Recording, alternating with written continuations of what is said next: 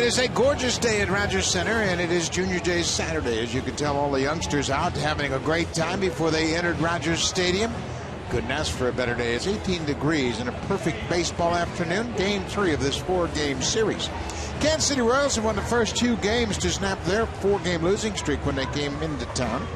And they have done the same to the Blue Jays. Blue Jays had a 9-game win streak, and they're looking for their first win since. Take a look at the lineup for Ned Yost Royals. Aoki, Escobar, Hosmer, and then the cleanup man is Billy Butler. He's the DH, and he's had a great series. 5 for 10 with an RBI. He's scored 3 runs. And then right behind him, the other hot bat, Alex Gordon. He's got an 8-game hit streak, hitting .367. That home run came last night in the 4th inning off of Jay Happ. He is a hot hitter, and the Royals have come in here struggling to score runs. They put up 14 runs on 23 hits in the first 2 games. Marcus Stroman will try to cool him off. This is his first big league start. Marcus Stroman making his major league debut as a starter this afternoon. He was recalled on May 4th, made 5 appearances in relief. He secured his first major league victory May 6th at Philadelphia, going an inning and a third of scoreless relief. This is the day that Marcus has been waiting a long time for, his first major league start. Marcus Stroman is 23 years old. He turned 23 on May 1st this season.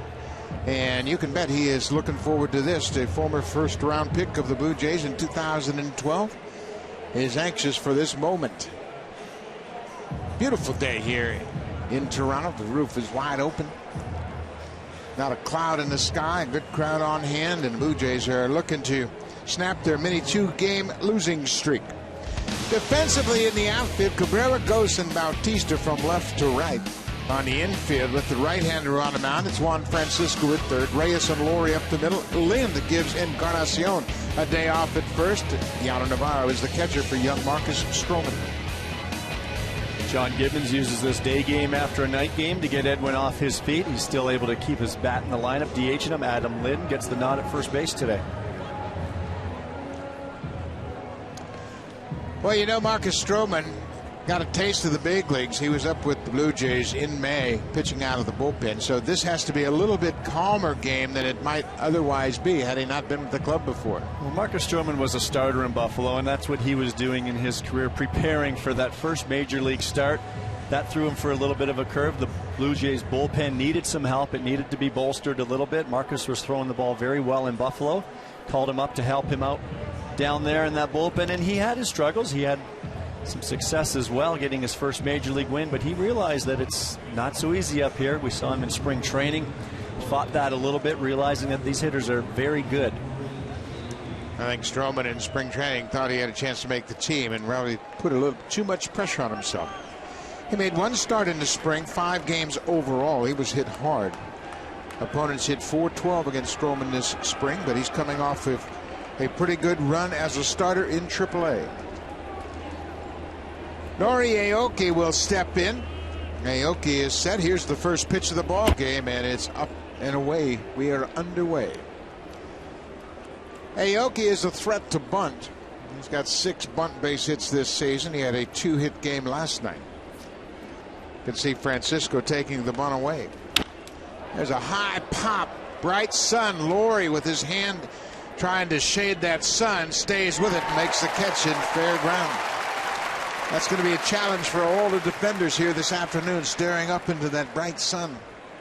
Sure is, and you see Brett Laurie, very smart for an infielder. Use your hand, your glove, whatever it takes. In this case, the angle. His hand is provided to shade that face just enough to get under that fly ball.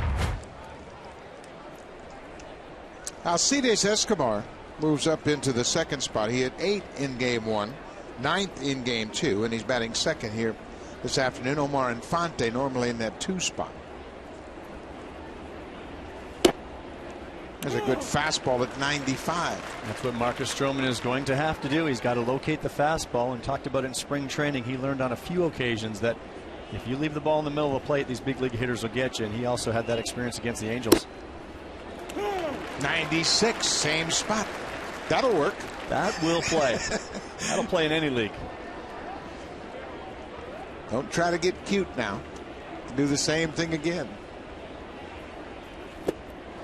He waves at it and strikes out Stroman. Strikes out Escobar. Good morning, good afternoon, good night.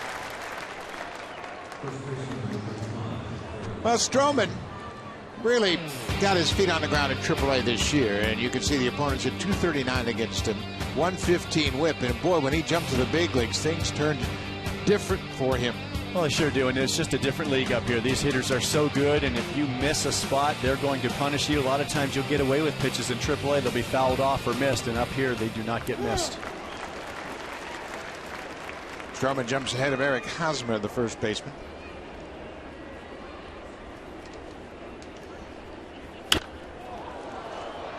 He's ahead 0-2.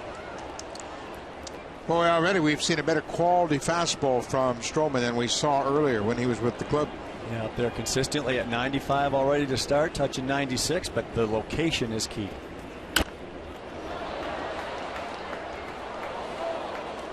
Well, he's working quickly. That's always a good sign that a pitcher is confident in the stuff he's taken to the mound.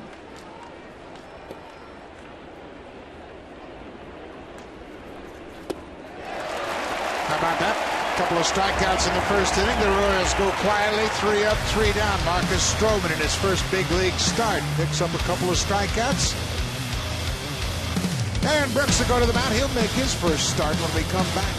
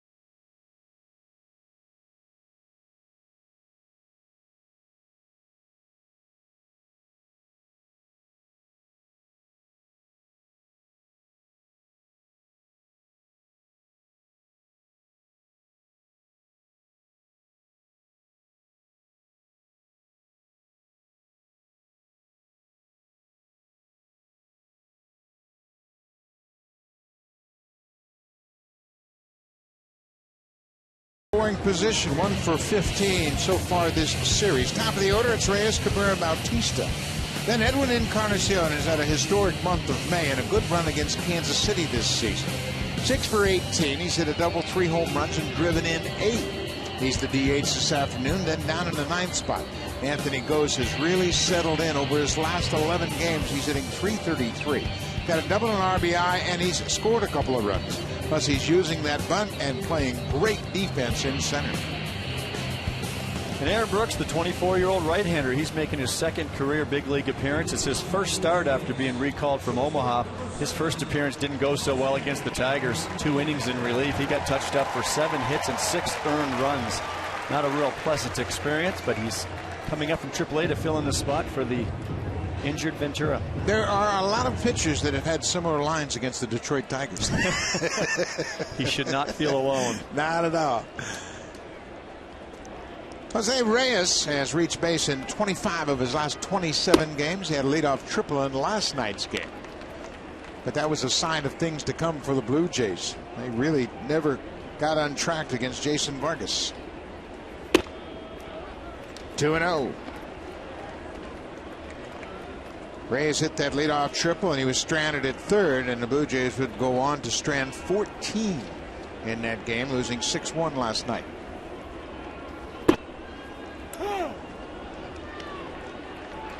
Reyes is thinking that didn't have to be a strike. Up and away.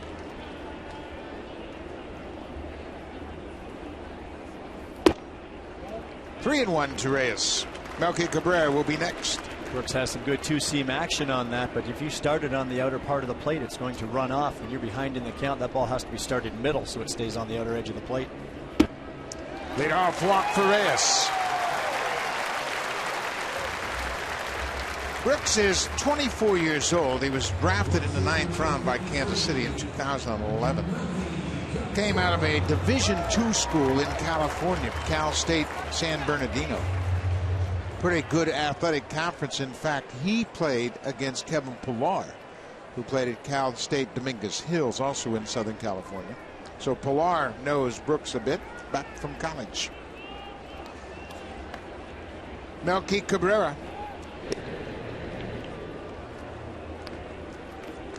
Pillar will be providing the scouting report today for the Blue Jays lineup. Yeah, he talked about remembering facing Brooks with a big curveball and not really an overpowering fastball. Well, Brooks hits Cabrera in the first 2 reach. A painful start for Melky Cabrera. You get up there just trying to survey a starter, see what he's got, and he plunks you.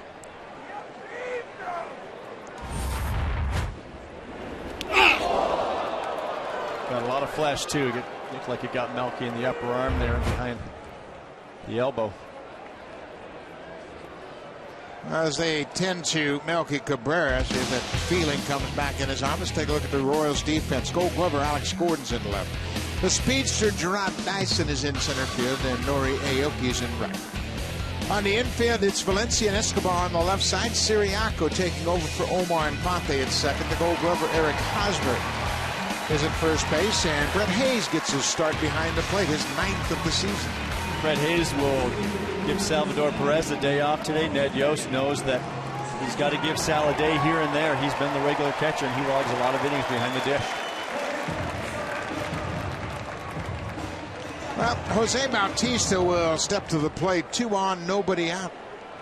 The Blue Jays need to cash in these run-scoring opportunities we've mentioned in this series. The Jays are 1 for 15 with runners in scoring position.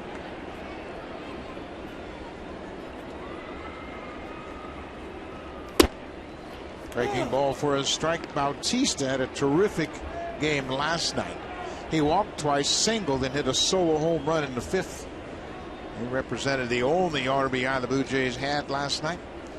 Home run number 14 for Bautista. That's going to drop in the outfield. Reyes is around third. He's going to score. Melky Cabrera is going to be stopped, and Bautista slides into second. Blue Jays break out on top. RBI number 40 for Bautista.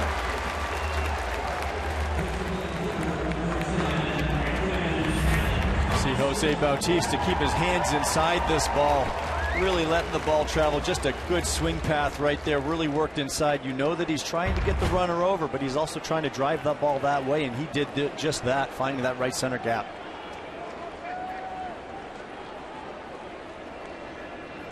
Edwin Encarnacion, the DH this afternoon.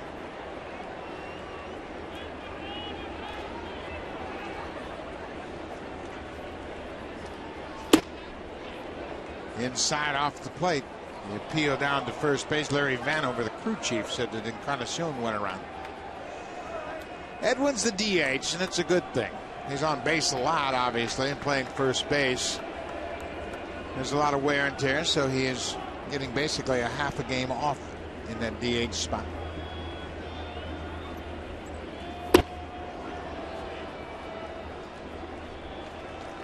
Ball on the strike. This is the 11th time that Encarnacion has been the DH. You see his numbers with runners in scoring position. Impressive, as he's got 48 RBIs for the season. Good hitters like Edwin know what to look for in certain situations, and that's why they come up big. Off the plate, 2-1.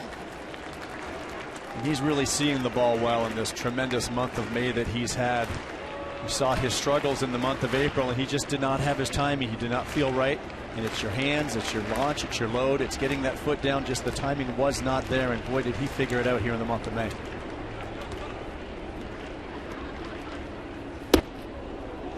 Boy, that's what's really separated him from the rest of the pack, his ability to lay off those borderline pitches.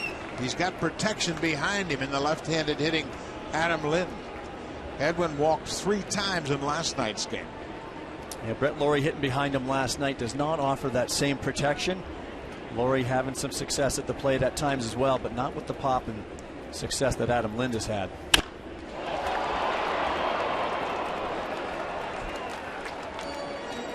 We mentioned the 16 home runs this month. In the last 5 home runs, everything has been inside, including 3 fastballs he's knocked out of the park. And Edwin will punish you middle in, as the chart shows, but what they'll try to do now, you've seen the Royals trying to pitch him in off the plate to get him conscious in there, trying to get him to leave early to get him out away, but they just haven't had that success.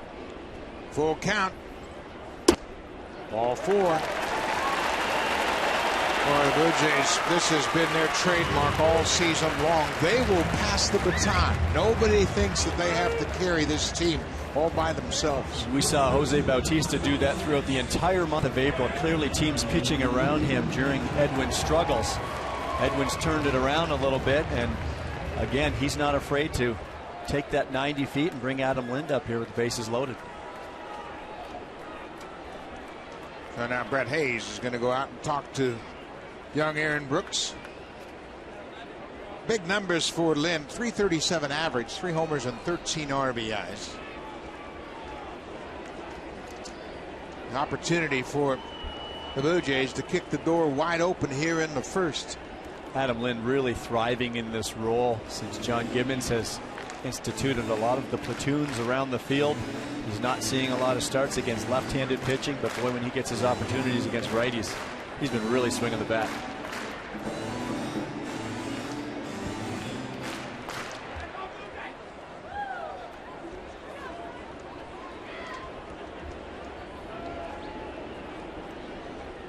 Bases loaded, still nobody out. A run in.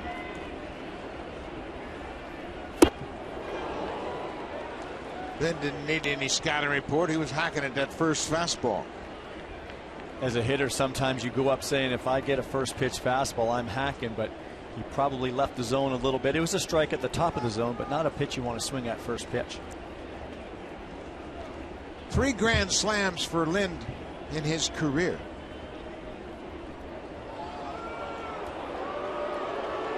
That was really kind of interesting. Bases loaded. I don't think anybody's going anywhere, and Aaron Brooks looks a little bit flustered here. I think Aaron Brooks may have lifted his leg and thought, oh no, I don't want to throw this pitch.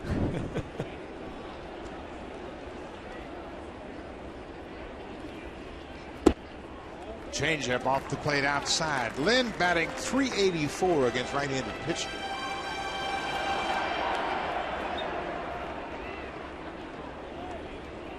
Ball and a strike.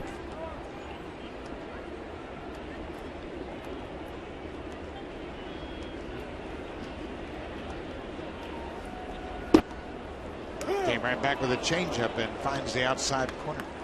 A well-located changeup, maybe a little off the plate, but that's not a pitch Lind wants to swing at as well. He's going to wait with an 1-2 count. Don't want to be chasing off-speed pitches off the plate. That's what those are pitchers' pitches, and that's how they want to get you out. Base hit. Melky Cabrera's in to score. Bautista's being stopped, and the ball will come into home. Lind picks up an RBI single. Still nobody out. 2-0 Jays.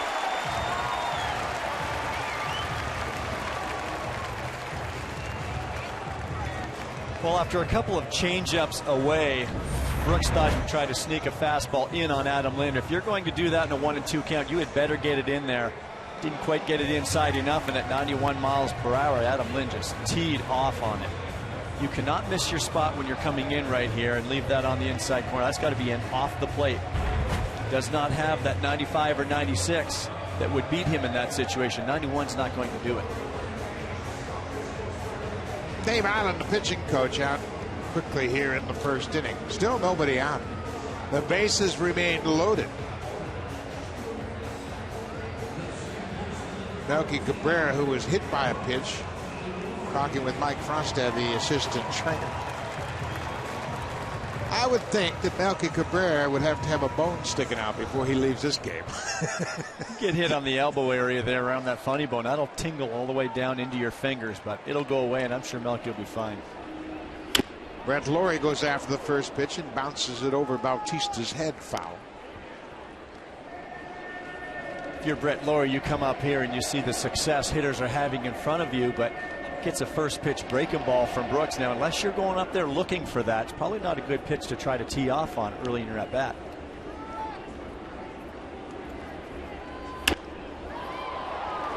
Another breaking ball. Brooks is ahead 0-2. Boy, throughout this series, as you look at Belke getting a pressure bandage put on that arm just to make sure it doesn't swell up on him.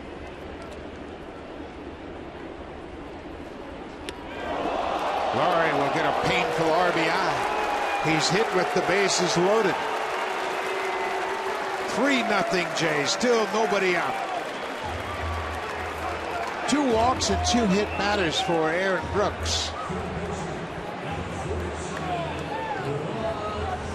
Well, Aaron Brooks is in a tough situation there. You know you have to pitch inside to have any success against this Blue Jays lineup. Tries to come in there. It's a good idea. The risk going in there with the bases loaded is that if you drill the hitter, it's a run scored, and that's exactly what happened. Just above the elbow, and it is an RBI for Lawrie. He has 29 now. Juan Francisco with the bases loaded. First pitch changeup. Francisco's gotten a steady diet of off-speed pitches and hard breaking balls.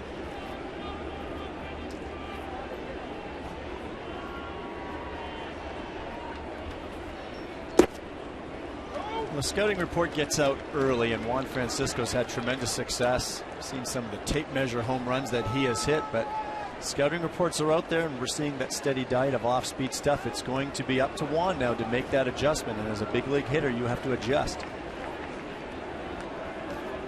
Driven to center and deep.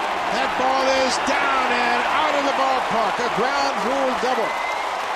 Encarnacion and Lynn come in to score. That bounce cost Francisco an RBI. What's that about making adjustments? His 5th double of the season, drives in 2. He has 22 RBIs. Oh, it's a changeup away by Brooks, staying with the off speed, but you see Juan staying on that ball longer, keeping that bat through the hitting zone. Did a real nice job. Changeup going down and away, but Juan stayed on that ball. If you're feeling a little pulley right there, you come around that baseball, but he looked at the head, upper body right on that pitch, and he stays through the baseball very well. 5-0 Jays. Still no outs. Lawrie at third, Francisco at second, Deanna Navarro, the 8th hitter.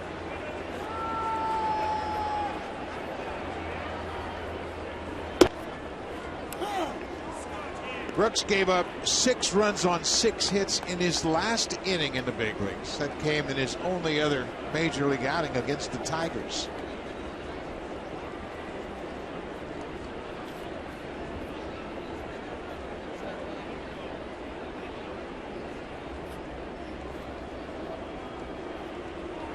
So tough for a young kid coming up in a situation like this, especially after getting shell-shocked by the Tigers a little bit. Marcus Stroman in his first big league start had a quick inning. Retired to sign an order with 2 strikeouts. It's been a long inning. 18 minutes on the bench so far for Stroman, and still nobody out.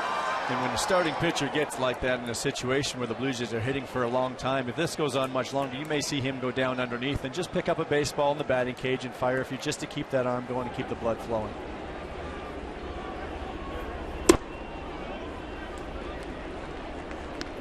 Ball and a strike to Deanna Navarro.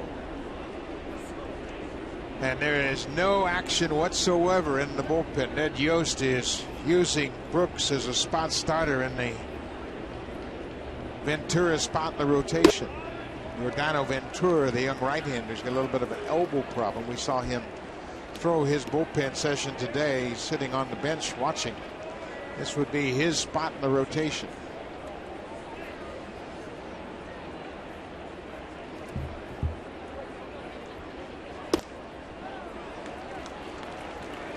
Sure, the Blue Jay hitters wish Yordano Ventura well, but just thought maybe skipping a start wouldn't be a bad idea. Yeah, he's got great stuff, and they don't mind the spot start. 5 runs on 3 hits so far.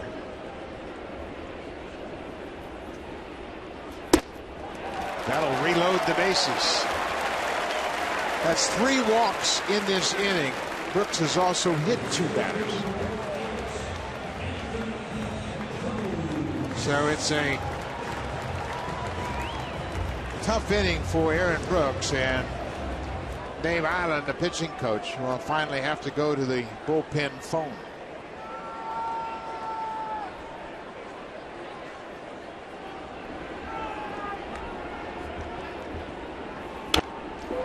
Anthony Gose loses the grip on that bat.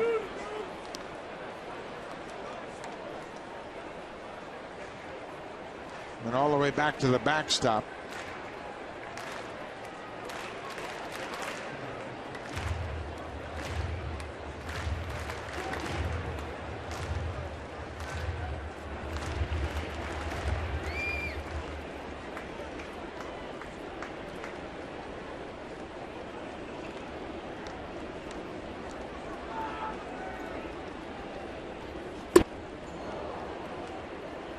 Going 2.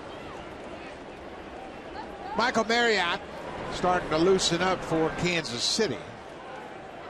And he's loosening up in a hurry.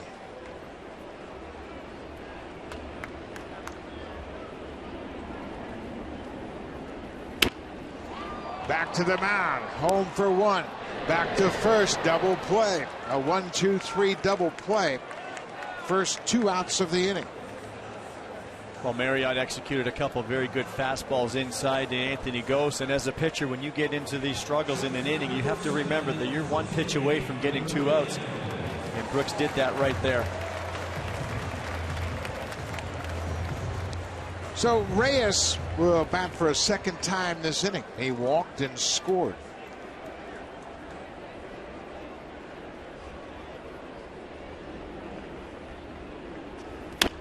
Goes after the first pitch and lifts it down the left side, and that's going to hit foul and bounce into the seats.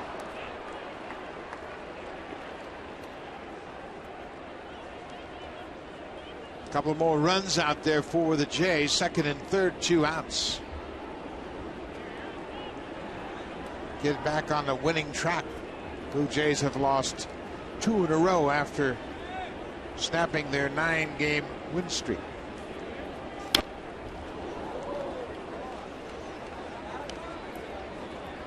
Well, sometimes timing is everything, and this is a perfect situation for the Blue Jays to run into a team like the Royals, having to spot start a young kid, bring him up. Could be just what this lineup and this team needed right now after dropping the first 2 games of this series. Kansas City has pitched well against the American League East this season. They have the 3rd best earned run average against the East and a 10-5 record. They've got good pitching. There's no question about that. James Shields went in the opener. Vargas was terrific last night.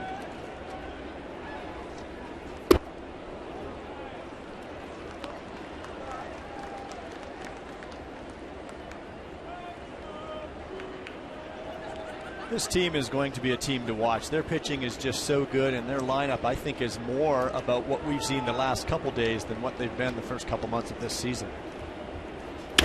There's a line drive base hit. Francisco stores. Navarro stops at 3rd, and Reyes picks up an RBI.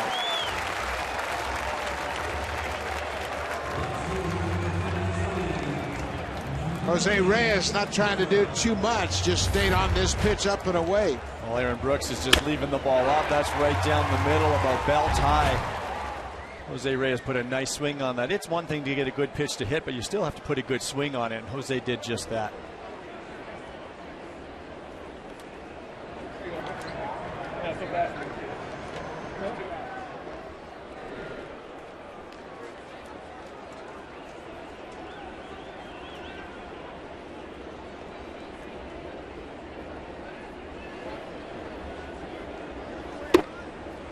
Melky Cabrera was hit by a pitch in his first at bat.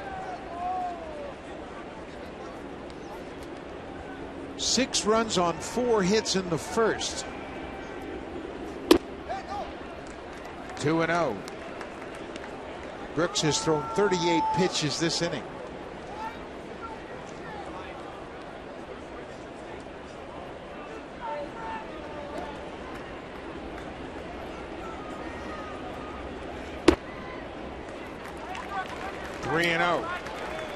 See the frustration in Brooks just missing off the plate away, and that's where he's got to make an adjustment. But of course, he also knows if he makes the adjustment a little bit too much, he's putting it right in Melky's wheelhouse.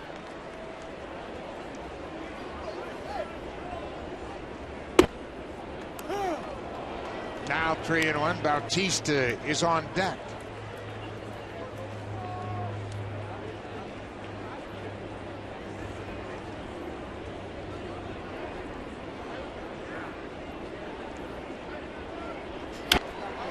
Reyes was on the move, and the ball is fouled back.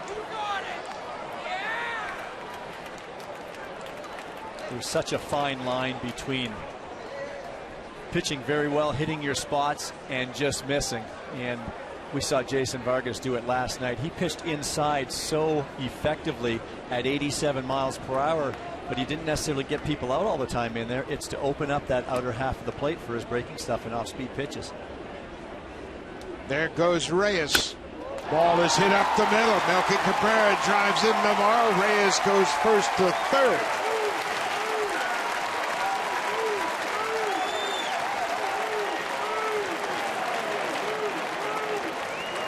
And that's going to be it. Ned Yost can't wait any longer. Navarro scores the 7th run of the inning.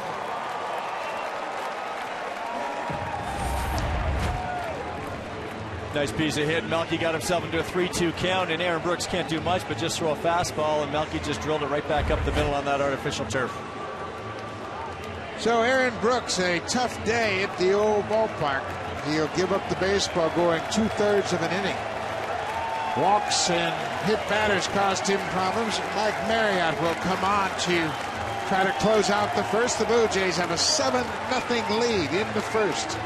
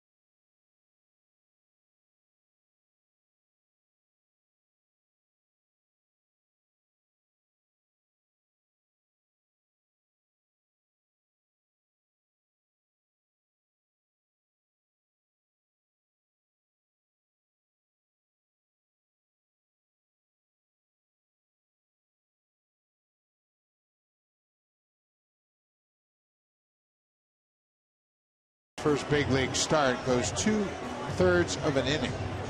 Is charged with 7 runs so far. The 2 runners on base are his responsibility. He's given up 5 hits, but he walked 3 and hit 2 batters to contribute to that rough outing. And Michael Marriott is in his 2nd stint with KC after being recalled from AAA Omaha on Sunday. He's pitching in his 9th game. You see that ERA at 6, not getting the results he's after as well. Well, Aaron Brooks can get a measure of satisfaction knowing that Cliff Lee started an inning when the Blue Jays scored 9 runs earlier this month.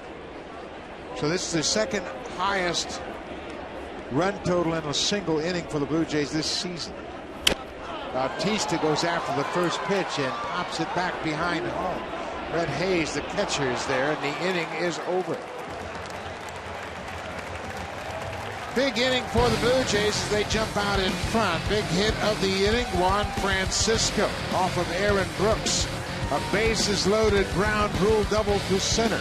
Great start for the Jays. They lead it 7-0 after 1.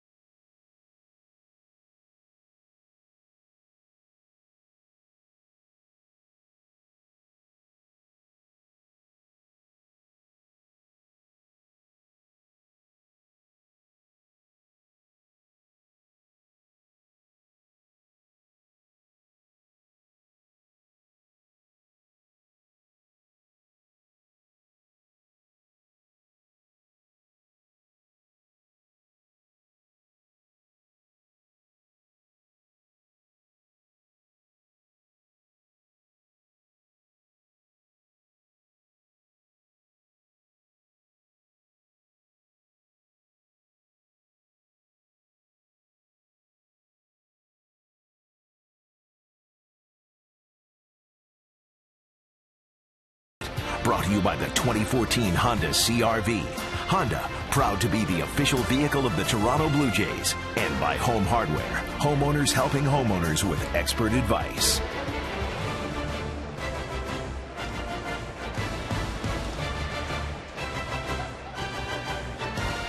Beautiful Saturday afternoon in Toronto.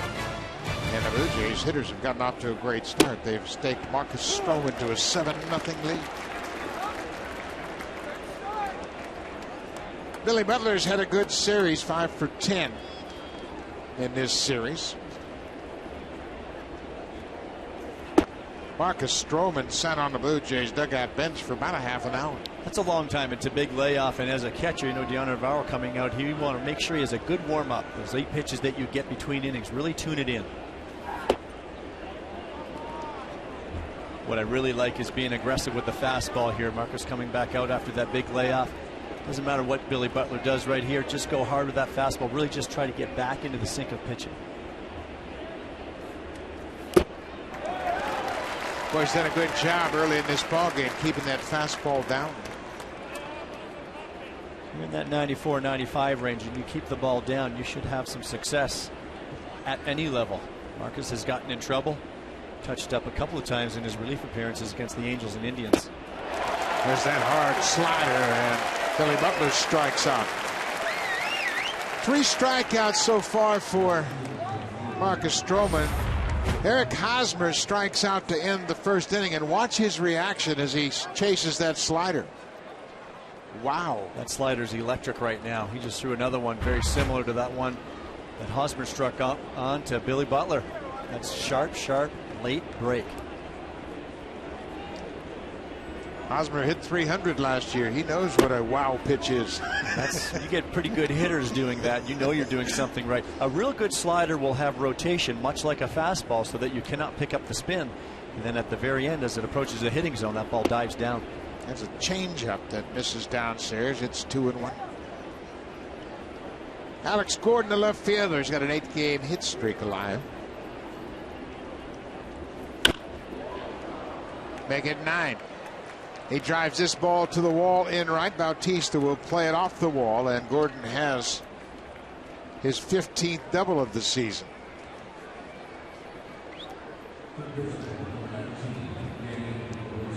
That extends that hit streak to 9 straight. See Dion Navarro coming inside. What that ball does is it starts inside, but that two-seam action, that ball comes out over towards the middle of the plate more.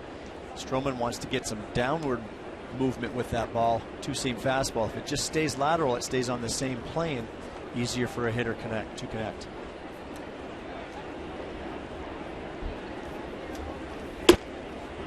Comes right back with a strike. Danny Valencia, the third baseman. Valencia took an 0-for-4 last night. He's been out with a sprained wrist. Actually, they characterize it as a sprained hand, and he sat the first 2 games of this series. He had been swinging the bat well, though he suffered that injury last weekend.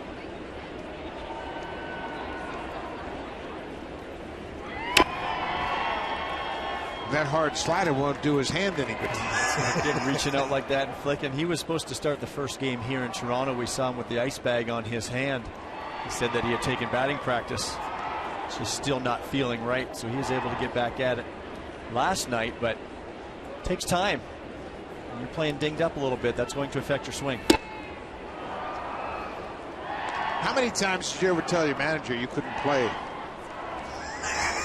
Buck, when I got a chance to play. You and me both, partner. I wish I was that good to say I needed a day off.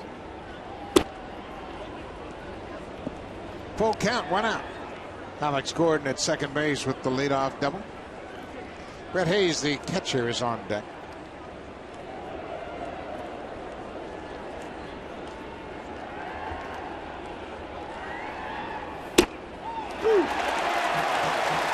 Valencia caught looking at that fastball, caught the outside corner.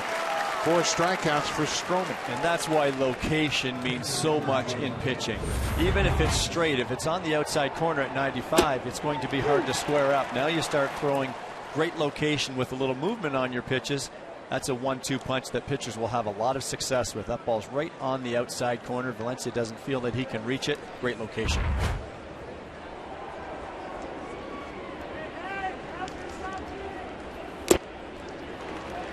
Brett Hayes, the catcher, giving Sal Perez the day off. That's a job that's not going to require that you work an awful lot, being the backup catcher to Sal Perez. No, that's tough. He's going to play a lot. You're going to get the old day game after night game every once in a while. Breaking ball pulled through the hole. Melky Cabrera in left, and he's going to make a throw to the plate. It'll be cut off. Brett Hayes picks up the RBI, his second RBI of the season.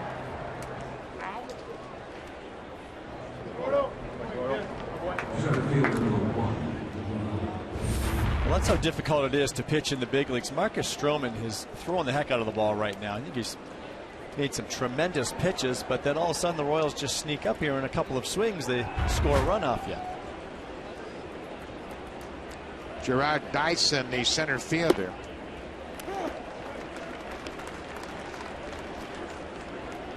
Dyson has terrific speed. He has been involved in both of these games. He scored the tying run in the series opener on Thursday night.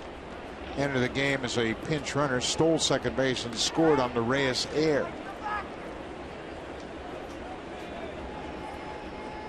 Came in the game last night as a defensive replacement, and it's been a struggle for him, hitting 148 over his last 19 games. Can he play a center field, though? He can really play center field. Lorenzo Cain is good, but when they make a defensive change, they put Dyson in center and push Cain to right.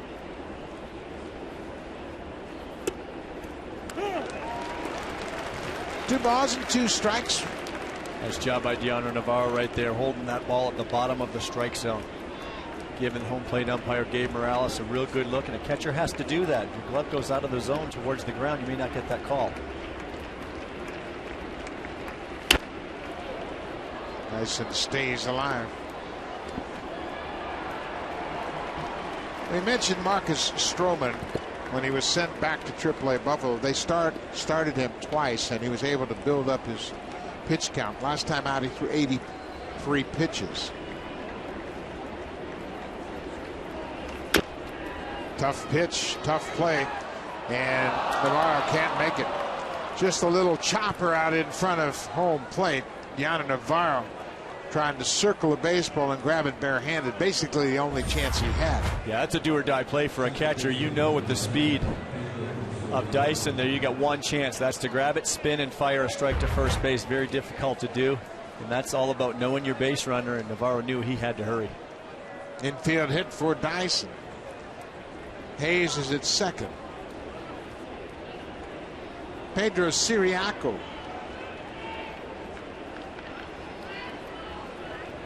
He had an eventful game on Thursday.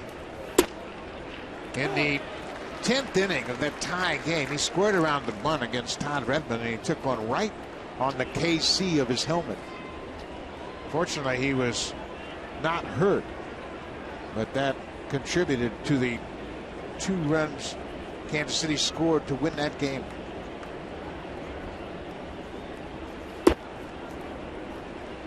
Ball on the strike. Siriaco's playing second base this afternoon as Omar Infante's been dealing with some back inflammation, and they don't want him to play all 4 games of this series on this turf. Yeah, Ned Leost actually talked about maybe just playing 2 games, so we'll see if he's in there tomorrow.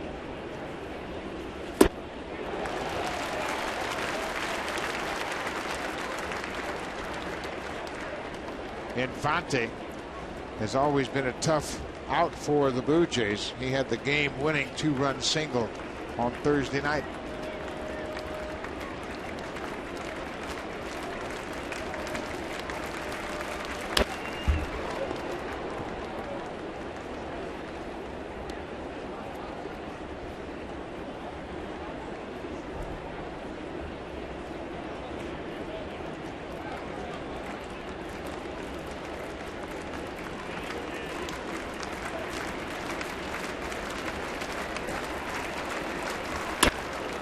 Ground ball is short. They'll go to second to end the inning. Kansas City gets on the board. They score a run on 3 hits. Edwin Encarnacion with 16 home runs in the month of May. Followed by Adam Lind. He's got an RBI single. Then Brent Lawrie. He picked up an RBI. Blue Jays have a 7-1 lead.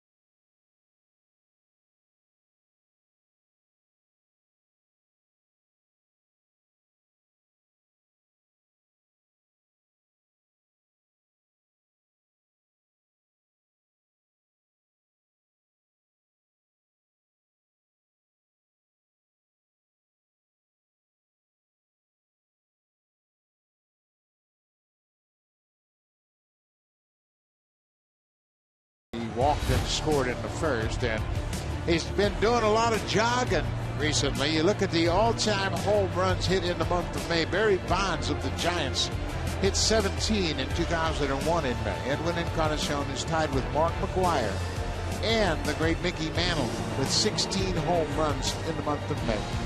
One more home run and Encarnacion will set a new record in the American League and tie the Major League record for home runs in May. And that's something coming from where he was in April, and I think the Toronto Blue Jays certainly expected Edwin to rebound from his slow April, but what a month he has had in this month of May. Quite a list of names that he is in company with.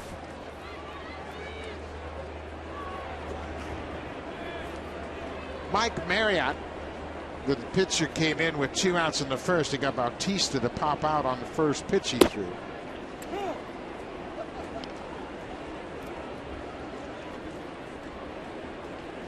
Marriott averages 92 miles per hour with his fastball, slider, changeup, curveball.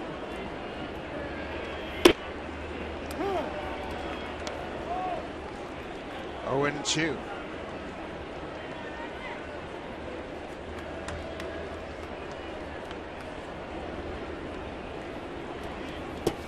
Ball in the dirt. Encarnacion has hit those 16 home runs, and the last 5 he has hit have all been tape major shots. Edwin does not get cheated. He's hit some no-doubters. We watch outfielders when he hits them, and they just don't even move. Another breaking ball, and Encarnacion went too far. He strikes out. That's the first out of the second. It's one thing we have not seen Edwin do in an awful long time. We saw him do it in the month of April while he was struggling, but we haven't seen him chase pitches like this with 2 strikes very often at all lately. Trying to check his swing on that breaking ball and went around. Adam Lind had an RBI single in the first. The Blue Jays sent 8 men to the plate. They reached the first 8 reached to start this ball game, and that's a new franchise record. The old record was 7 straight batters reaching base to start a ball game. It happened in September of 2007. And it was on this homestand on the 26th, a Sunday game against Tampa Bay, that the Blue Jays had that great run against Eric Bedard. Actually, it was Monday's the 26th. 5 straight hits to start the game. You just can't wait to get up to bat when you see your lineup doing that. Then drives it down the right side, but that's going to be into the seats.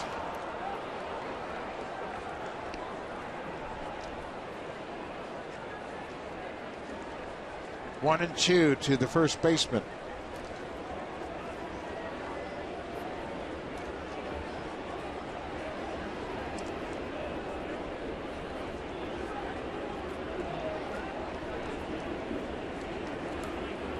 Marriott, like Aaron Brooks, is a rookie. This is his first year in the big leagues. That ball is driven toward the alley in left center. It's going to get down and go out of the ballpark. Another ground rule double for the Jays. Francisco had a ground rule double in the first. Lynn picks up his double here. He's 2 for 2. And that's his 9th double of the season. Oh, we talked about Adam Lind just punishing right-handed pitching. Look at the location. Catcher Brett Hayes wants this ball down and away. Doesn't quite get it away and doesn't quite get it down. And Adam Lind right in his rake zone. But he stays on the ball so well. He's been hitting a lot of balls on the screws to up the middle and to left center.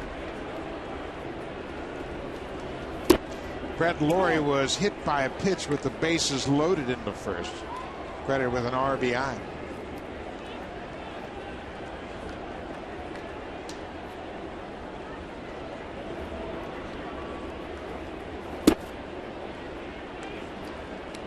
The Blue Jays had 5 hits with runners in scoring position in the first. That's the 4th time they've had 5 hits with runners in scoring position. But the other 3 times it was a full game. Could not find those last night against Jason Vargas. Now, the first 2 games of this series, they went 1 for 15.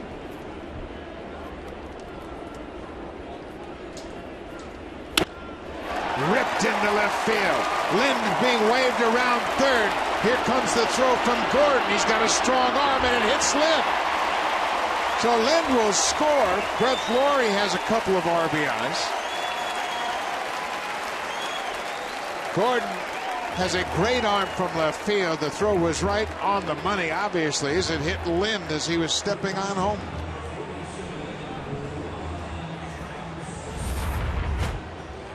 Lawrie sat on this curveball very well. Again, wanted that ball away. Stays on the plate and drilled that. This would have been a close play if it doesn't hit him. It looks like Lind would have made it anyway. Ball catching him on that back heel as he approaches home plate.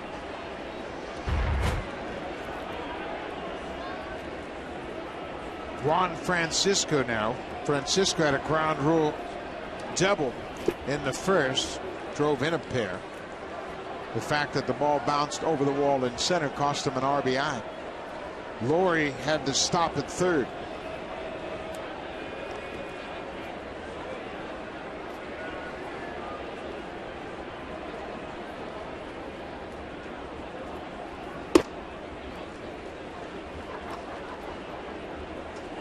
This might be a game where Francisco gets his stroke back. Well, and you know, we talk about making adjustments, and he certainly has to do that. The book is out on him right now that he's been chasing some bad pitches, off-speed pitches especially. But he seems to continue to prove he's not going to hit 300. That's not him. That's not the type of hitter he is. But John Gibbons will take 240, 250 with the tremendous power that he has, because if a guy like that can run into one once in a while, that's a nice bat to have in your lineup.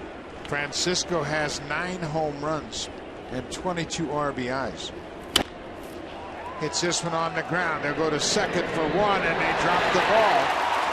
Angel Hernandez is calling Laurie out because it was on the transfer that the ball was dropped. And that's an adjustment they have made to this rule mid-season.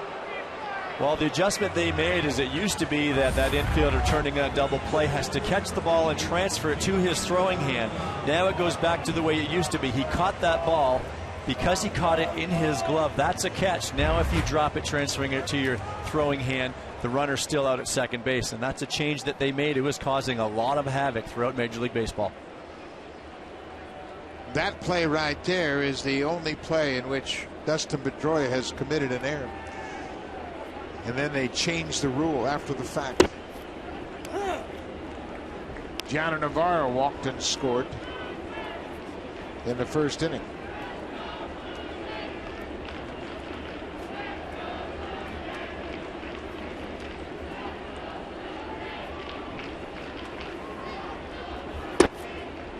Eight of the 9 Blue Jays in the lineup have had 2 plate appearances.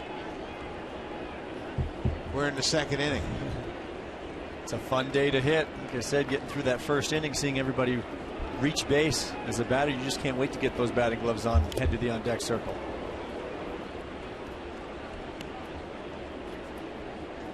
Eight-1 Jays. Brett Laurie has a couple of RBIs this afternoon. Lind has 2 hits, scored 2, and driven in 1. Time to pad your numbers. Bounced in the dirt.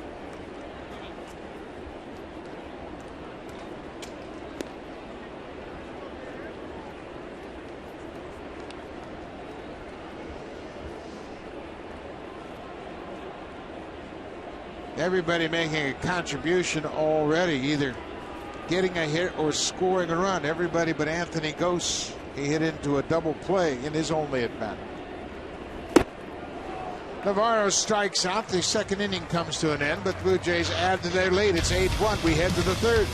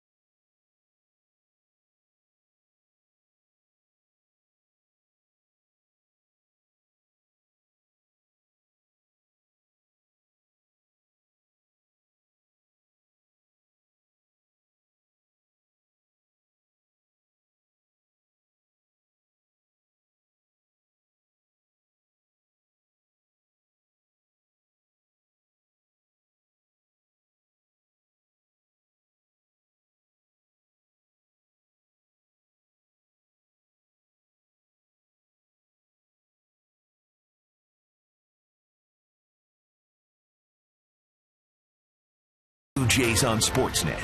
Brought to you by the 2014 Honda CR-V. Honda, proud to be the official vehicle of the Toronto Blue Jays.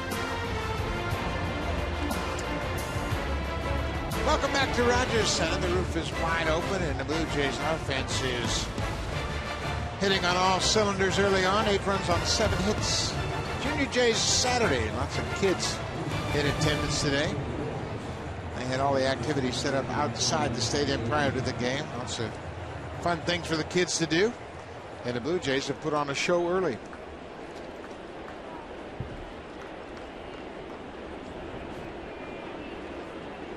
Leadoff man Nori will start things off. He popped out to the second baseman his first time up.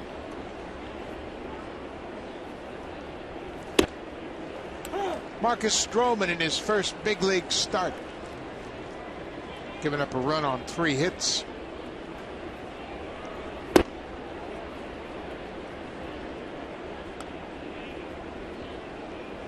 Stroman is pitching in what was Drew Hutchison's spot in the rotation.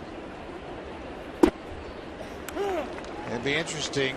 Hutchison is going to be moved to Tuesday. He'll start against the Tigers at Comerica Park.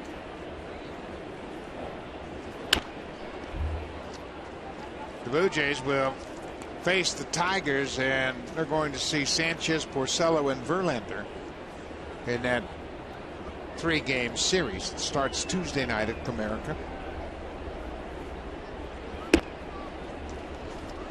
With the Tigers anymore, it doesn't make any difference who you face.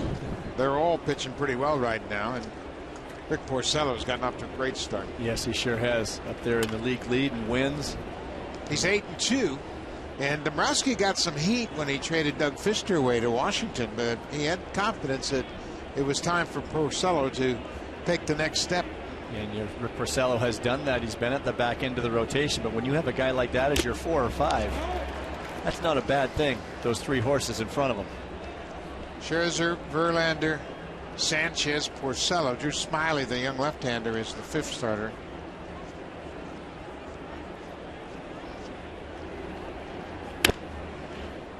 Big hop for Reyes.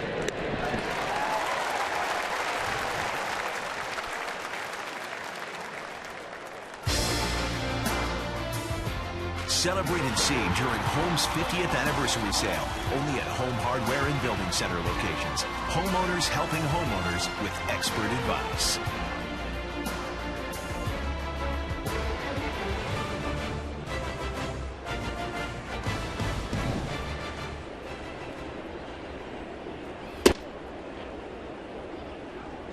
Alcides Escobar struck out to start his afternoon.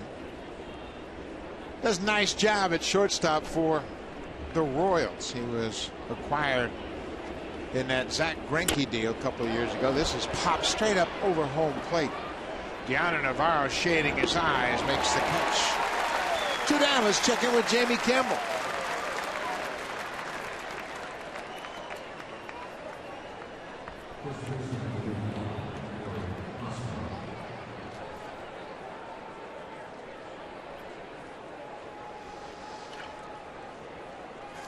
Josh Willingham back after spending an extended stint on the disabled list. The Minnesota Twins trying to keep pace in the AL Central. They're right behind Kansas City. Actually, their numbers are identical, just a difference in games total. There's a ball hit to right field. Brett Flory is in right field, and Hosmer hit it hard. 3 up, 3 down. We'll go to the bottom of the 3rd. Marcus Stroman staked to a big lead early.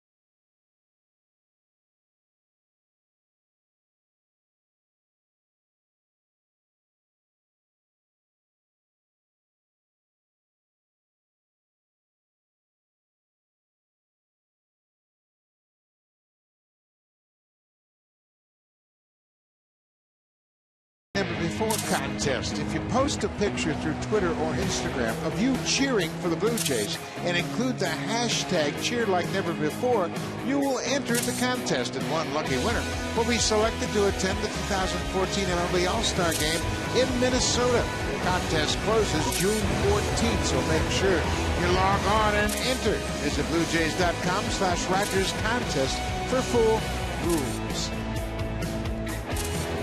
Great day at the ballpark to be taking pictures, and get your pals together and make sure that you make a picture of yourself cheering like never before. Enter the contest, and maybe you'll go to Minnesota.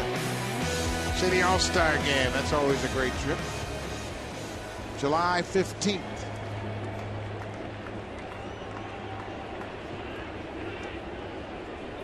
Anthony Gose hit into a 1-2-3 double play in the first.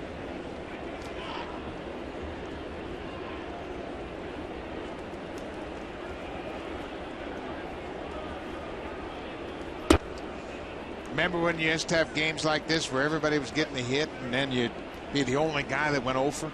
I remember that a lot. Oh, I did that a lot too. And they go, way to go, everybody but Buck. Supposed to pad your average on these days.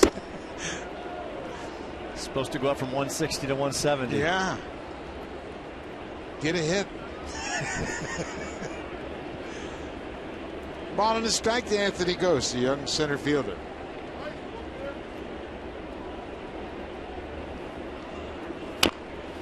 On the ground, Hosmer steps on first.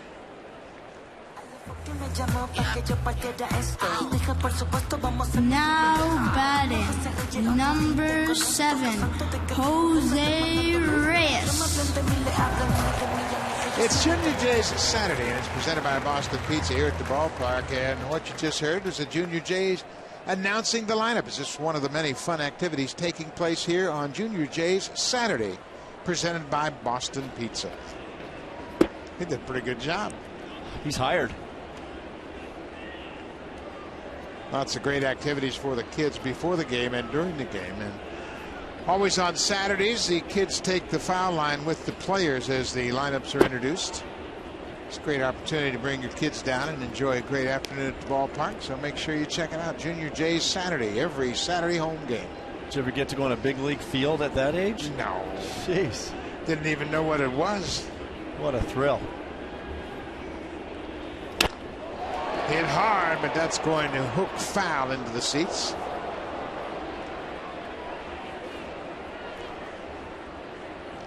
Jose Reyes has been on base twice. He walked and scored in the first, and then he drove in a run in the same inning. He was 1 for 1 with a run scored and an RBI in 2 plate appearances in the first. The 7-run first inning was the second biggest inning for the Blue Jays this season. They had a 9-run inning against Philadelphia earlier this month.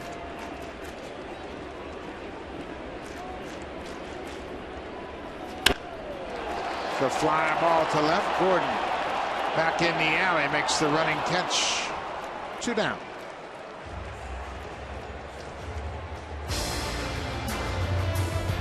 Finger cooked tonight. Order from over 100 menu items at bostonpizza.com. Proud partner of the Toronto Blue Jays.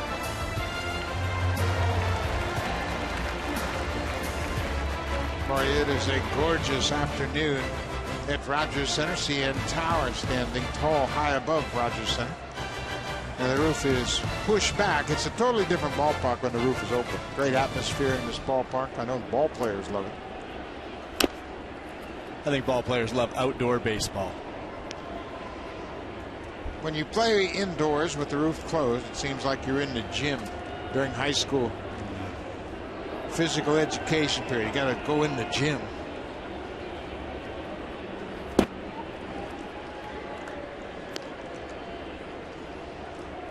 Melky Cabrera got hit by a pitch, and then he too, like Reyes, had an RBI single in his second plate appearance in the first inning. Good crowd on hand here this afternoon. They had a nice walk-up crowd. Things are kind of building Blue Jays are in first place, 2.5 games ahead in the American League East.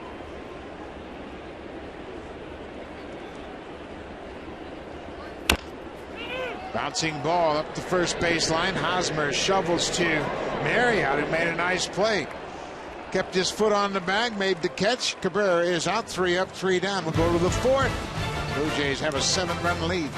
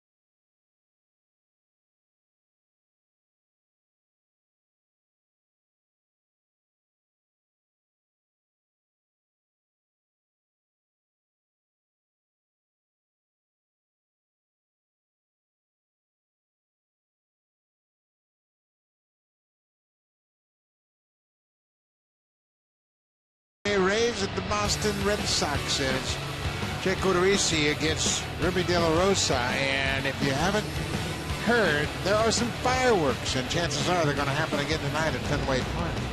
David Price hit Big Papi David Ortiz last night, and after the game, Ortiz said, "I had a lot of respect for the guy, but it's over. It's war. It's on. The next time he hits me, he better bring the gloves." These two had a dust-up down in St. Pete last week, and they went at it again last night. So make sure you check it out. Boston won in 10 innings last night. A.J. Pierzynski with a walk-off triple to win it 3-2. Just keep beating each other up. That triple by Pierzynski was the major's 4th walk-off triple by a catcher since September of 2012. Deanna Navarro had one of those. A walk-off triple. Broken bat up the middle. Laurie will make the play, and all they'll do is play it back to the infield. Another hit for Billy Butler. 6 hits in the series for Butler. Broken bat single right up the middle. There'll be some must-watch TV at Fenway Park tonight. Yeah, it's going to be interesting because these two teams, the Rays and the Red Sox, have a history going all the way back into 2000. Gerald Williams charged Pedro Martinez on the 4th pitch of a game. They started a fight. There have been all kinds of fights. Lance Carter threw behind Manny Ramirez. A couple of years ago, Michael Morales threw it Luke Scott 3 times before he hit him. So this is not over. Last night they were running out of coaches to run the bench. John Farrell, Torey Lovello, and Brian Butterfield all were ejected in that game.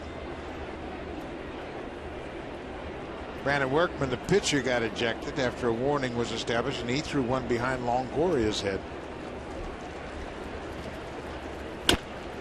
On the ground, Laurie to Reyes for 1. Back to first. Double play. 4-6-3 double play. Turned behind Marcus Stroman. Good turn right here. Laurie gets that ball to Jose in plenty of time. Billy Butler just peels off. Doesn't even have time to break up that double play. Laurie getting more comfortable every day at second base. He's made a nice adjustment and has opened up an opportunity for Francisco. Danny Valencia, the third baseman, struck out. That one looked like it might have hurt. He has been dealing with that sprained hand, the left hand. And he took an awkward swing and then reacted as if he felt that hand again. You can see him trying to regroup a bit outside the batter's box. He missed the first 2 games of this series, and watch his reaction after he swings at this pitch.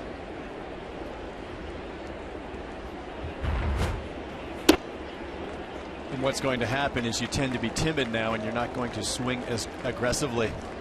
Talked about him coming expecting to play the first game here, but he had to sit one extra one out. He wasn't quite ready, but you can tell he's still not 100%.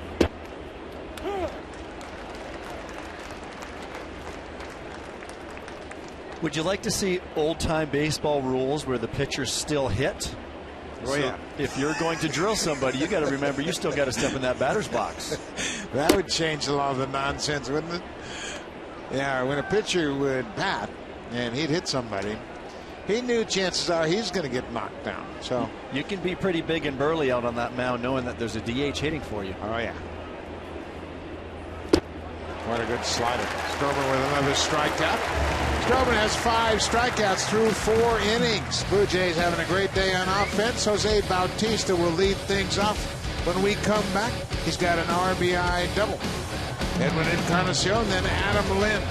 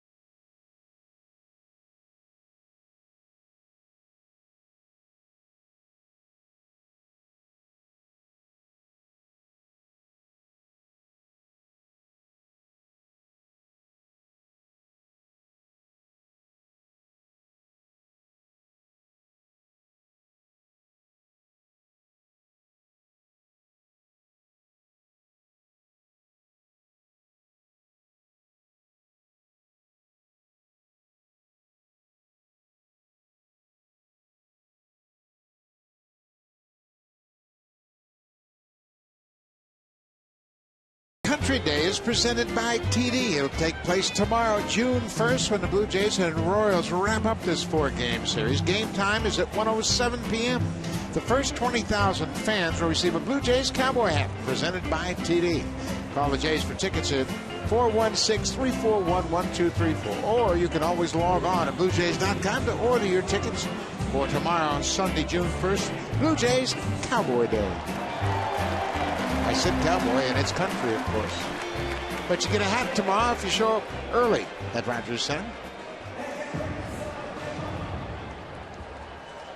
The Blue Jays showed up early here this afternoon. They scored 7 runs in the first on just 5 hits. Young Aaron Brooks was knocked out after 2/3 of an inning. Jose Bautista had an RBI double in that inning. Bautista now with 40 ribbies for the season.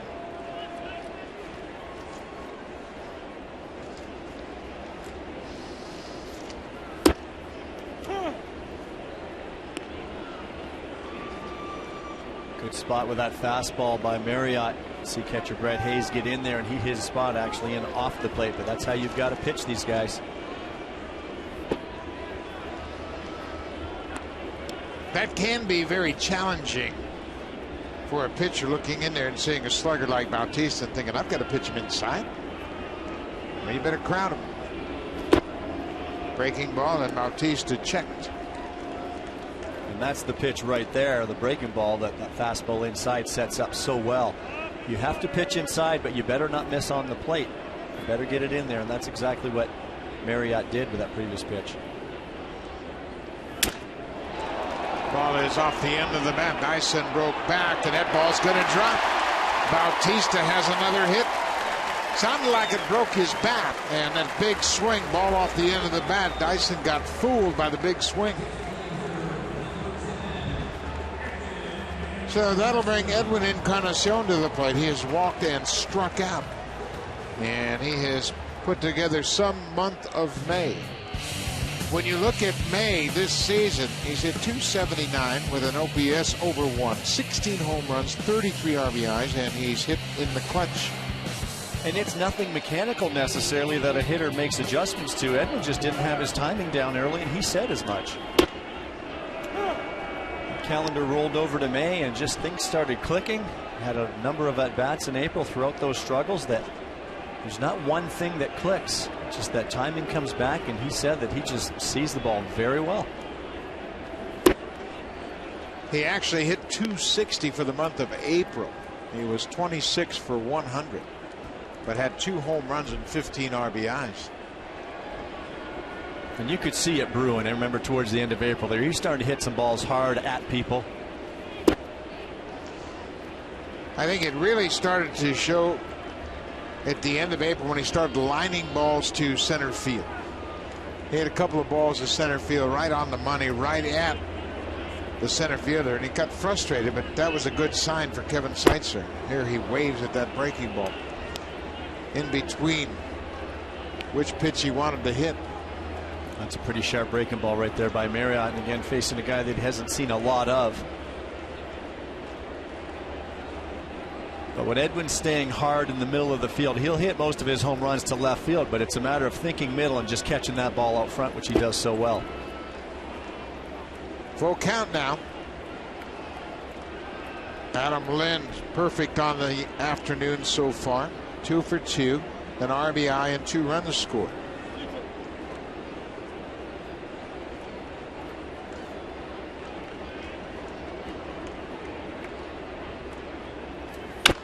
Base hit.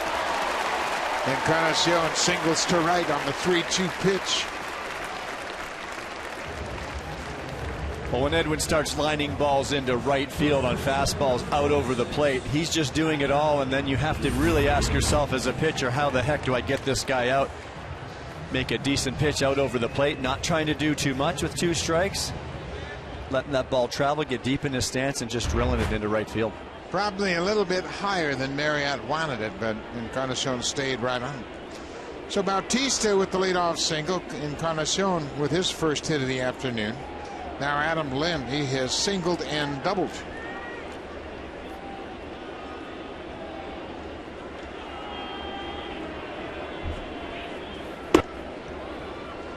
He went around.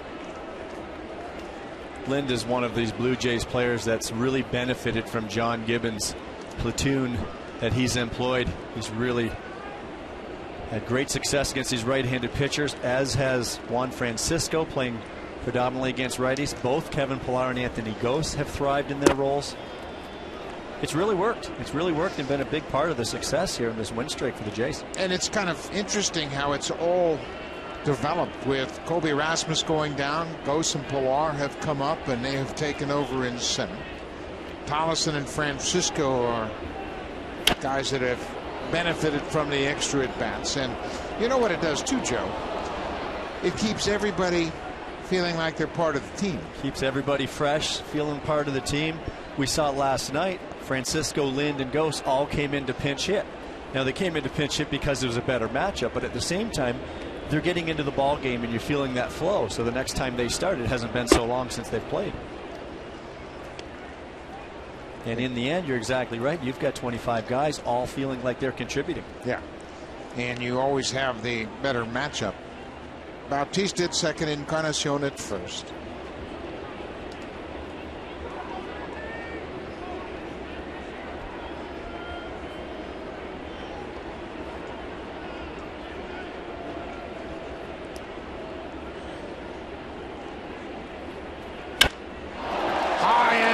to right. Gerard Dyson looking up. This ball is off the wall.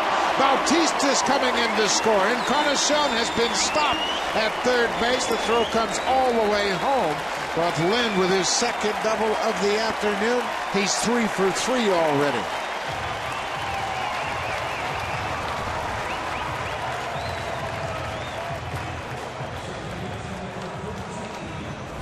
Adam Lind is just locked in right now. You see this changeup again, elevated in the zone. You do not want to miss up with a changeup.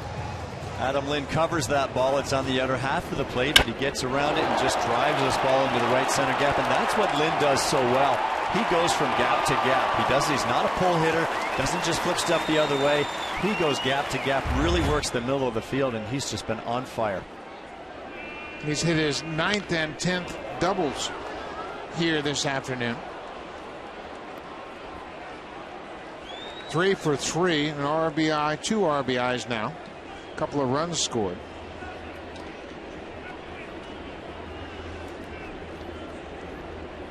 Infield is drawn in halfway for Laurie. Hits this ball to deep center field. Encarnacion walking back to tag. Lind is tagging at second. He'll move up. Brett Laurie with his 3rd RBI of the afternoon on the sac fly to center.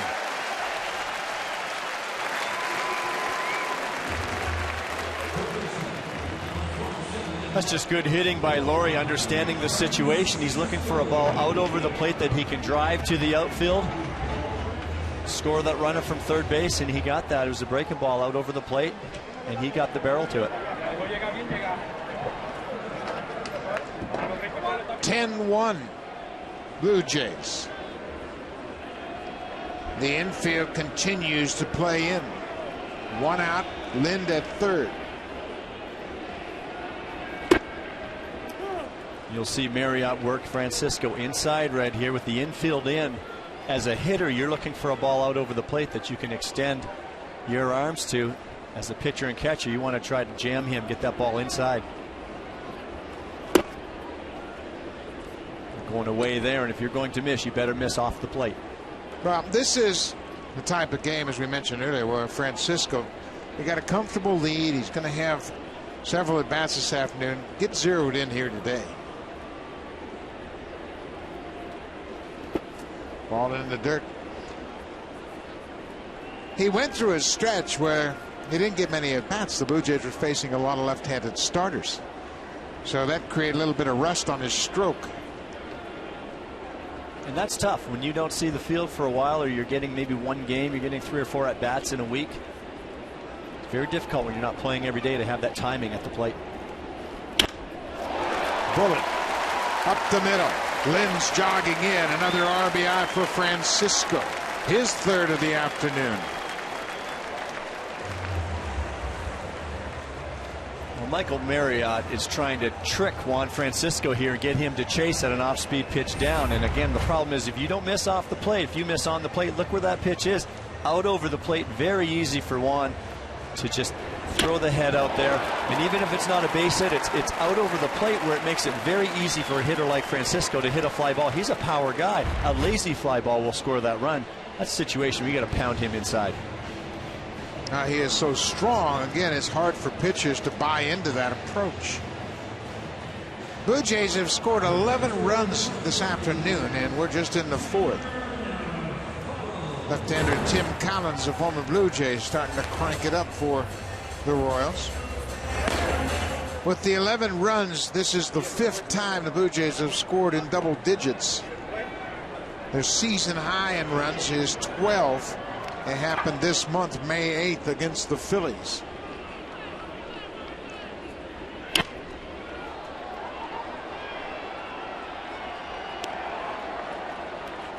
The catcher, Gianna Navarro, in the 8th spot this afternoon.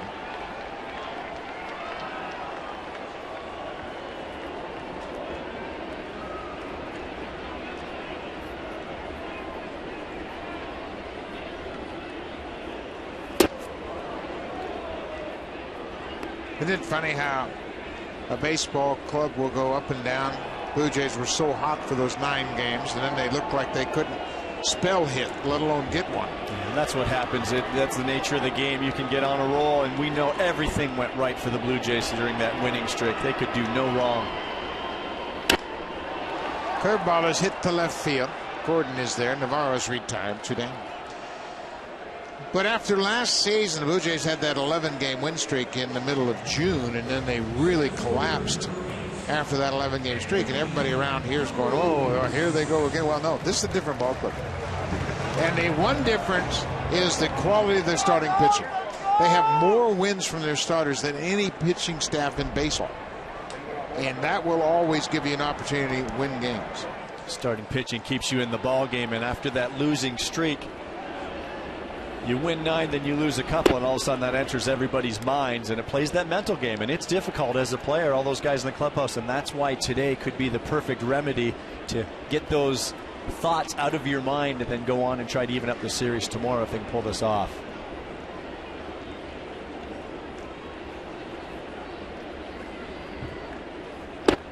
Change up. Misses. It's ball and strike to Anthony Gose.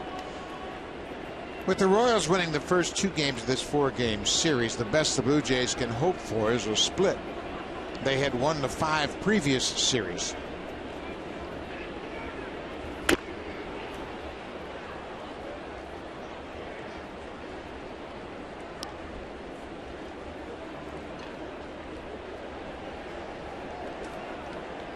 One ball, 2 strikes to Anthony Gose.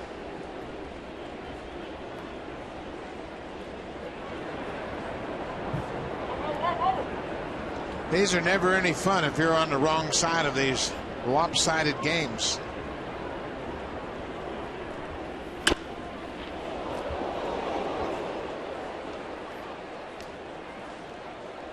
Well, and every player on both sides has been on that side at one time, and it's not a lot of fun to endure throughout the course of the afternoon.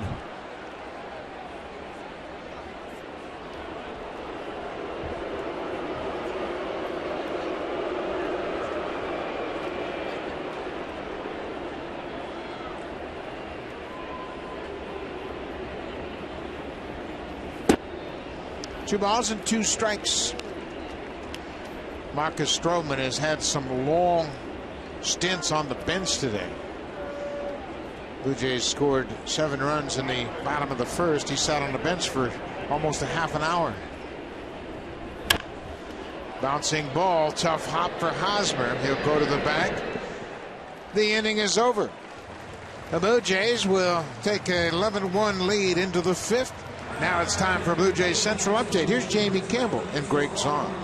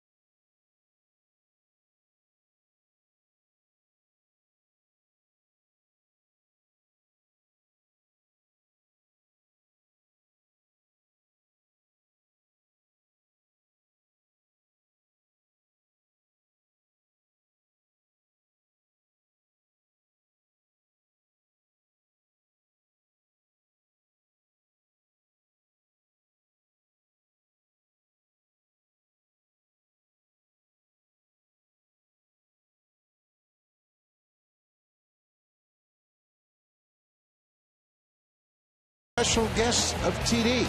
Welcome to the ballpark, and so far so good for the Blue Jays. While over in the Jays Care Community Clubhouse, we welcome visitors from Right to Play. Couldn't ask for a finer day. Come out to the ballpark and It's an open air situation, so if you're headed down to a home game, make sure you listen to 680 News for the Rogers Center Roof Report. They'll tell you if you're in for an indoor or an outdoor game, beginning 3 hours before every home game.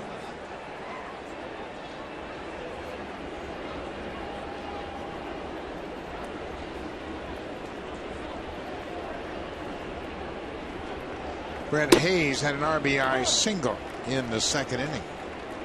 Hayes started this game behind the plate, giving Sal Perez the day off. Aaron Brooks started on the mound for Kansas City, made his first big league start. Brooks is the first pitcher to allow the first 8 batters to reach on a hit batter, or a walk in his first career start since Mike Buddy did that pitching for the Yankees in 1998. Boy, that's a tough one to get over. Their first big league start, and doesn't go as planned. And especially, you know, you're coming up here as a young guy from AAA. You want to make an impression. You want to show your big league manager that you deserve this call up, and you want to provide him with a good start. To have it come down to a crashing halt like he had in that first inning, that's just a tough one to take. Hayes strikes out. 6 strikeouts now for Marcus Stroman. Let's check in with Jamie Campbell.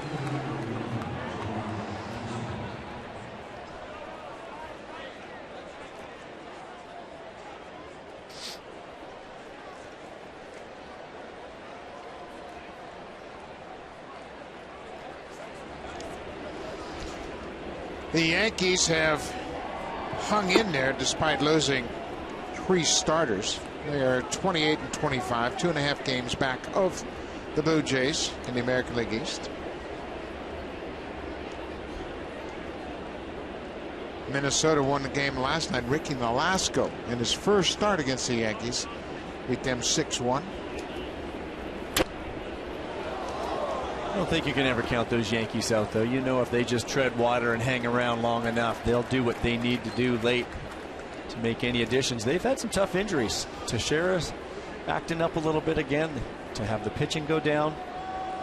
No telling what the time frame is for CC Sabathia, Nova, Pineda. They're both on the shelf.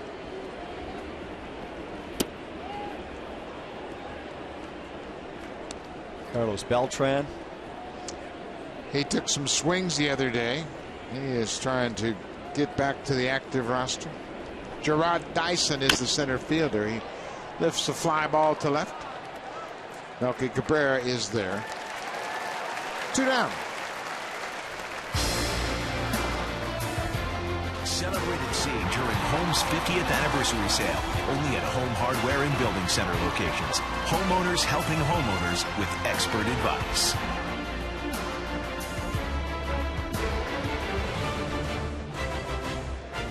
It's a final day of May, and it's finally warmed up in Toronto. Gorgeous day as people are getting out enjoying the water here. Lake Ontario, lots of folks going over to Center Island.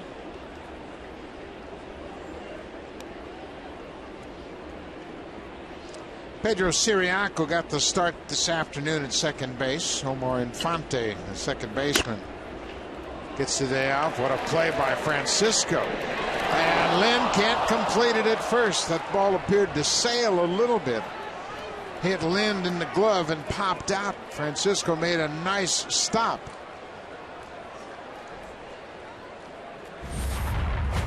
Francisco did a nice job here going to his backhand. Came up with the ball cleanly, got his feet set. Like that ball may have just handcuffed Adam Lind a little bit. That's a ball Adam will tell you he should have had. That wasn't really in the dirt. Good footwork to get there. He just missed it. The air is charged to Francisco. Ciriaco's aboard with 2 outs.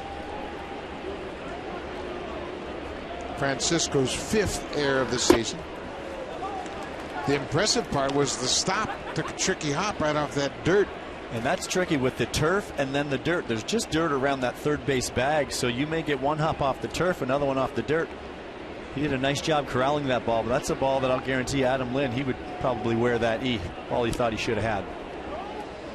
Aoki, with that emergency hack, fouls it off. He can take some funny swings, man. He just seems to battle you, though. It's almost like you don't know how to pitch. No matter where you throw the baseball, up, down, in, out, he'll try to get the barrel to it.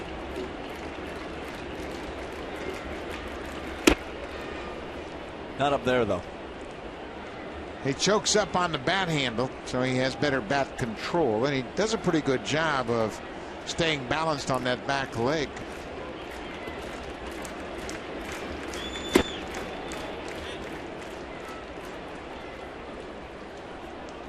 Stroman coming out of his delivery, those last 2 pitches. You get ahead 0-2, and then you want to really rear back and blow that hitter away to end the inning. You rear back a little bit, that front side flies open, the arm trails, and that ball sails on you. Francisco looked at second. Nobody was there, and he gets the ball to first in time. Lynn went up but came down before Aoki got to first. That'll close out the Royals here in the 5th. We go to the bottom of the 5th. Lynn beats Aoki to the bag.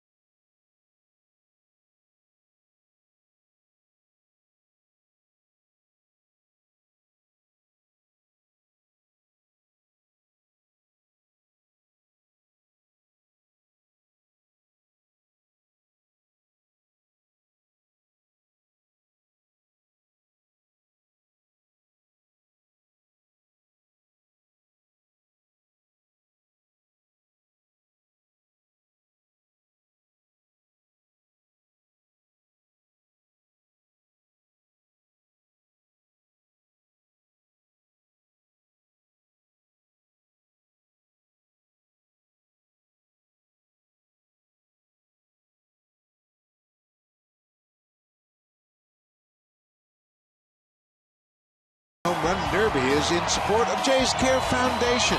It'll take place in Vancouver, British Columbia, Sunday, July 6th at beautiful Nat Bailey Stadium.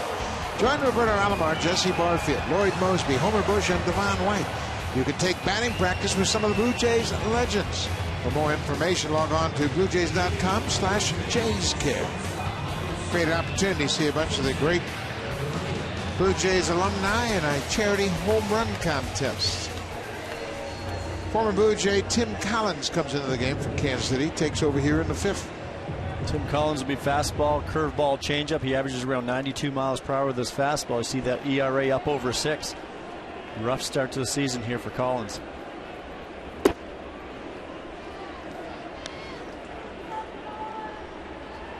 Collins in his 4th season with Kansas City. Actually had a pretty good run with the Royals, making over 66 appearances in each of his last 3 seasons.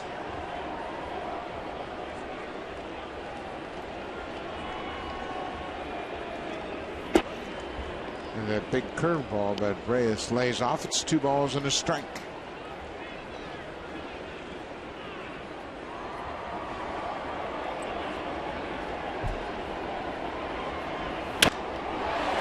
Reyes hits it into center field, but Dyson back easily makes the grab.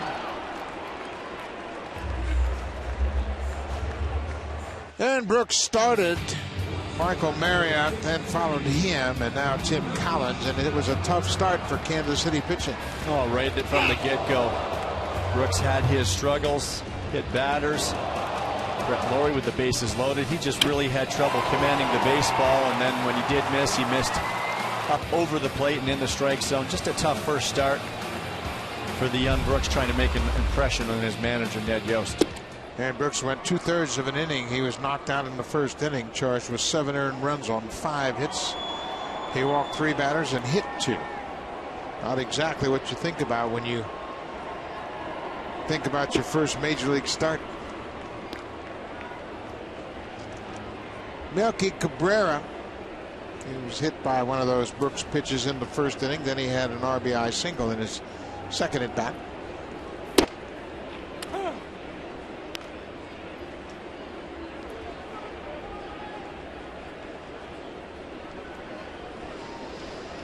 Kevin Pillar has come out on deck.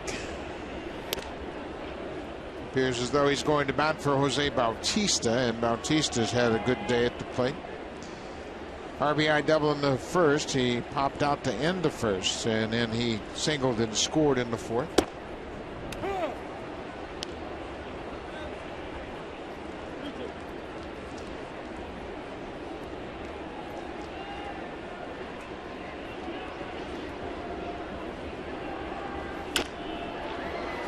High fly ball into right. Aoki looking up into the sun. Cabrera's retired. The pitch tracker is brought to you by Acer, official partner of the Toronto Blue Jays. 2 outs, and Kevin Pillar will bat for Jose Bautista to give Bautista the rest of the afternoon off. Pillar gets an opportunity to get a couple of at-bats here. Bautista had another good day at the plate. He's reached in 55 of the 57 games he's played in. Off to a great start. Jose has just been so steady. Just a solid at-bat. Talked about Edwin's struggles early in April, and Jose just did it all to get on base. Took the walks when he had to. Didn't leave a strike zone. We see him continuing to go the other way. Just a tough hitter. A good opportunity for John Gibbons here to get him off his feet for half of a game. Bautista has reached base in 14 of his last 21 plate appearances. He has set a goal this year of not swinging at borderline pitches, and boy, has that turned into a great start to his season. Pretty good approach. He's been getting on all kinds of ways too, not just hitting the ball out of the ballpark. We've seen him go the other way. Of course, the walks.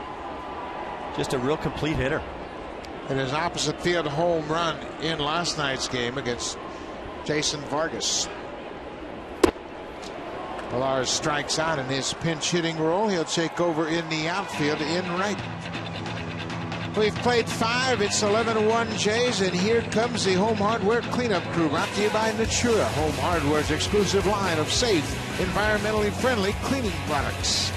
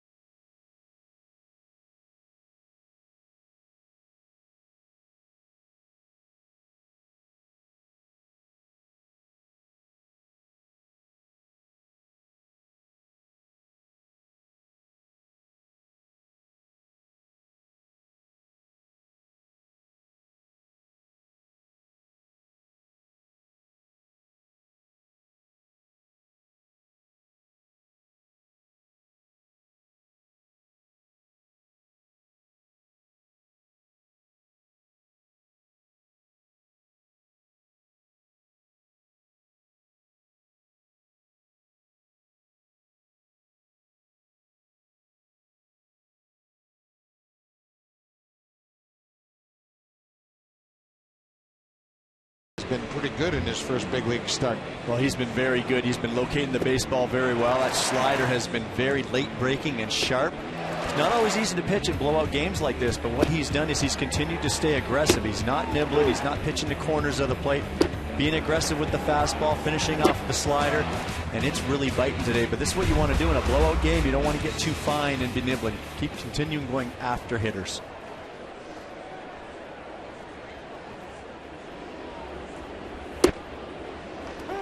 Stroman has 6 strikeouts so far this afternoon. Gets ahead of the shortstop Alcides Escobar.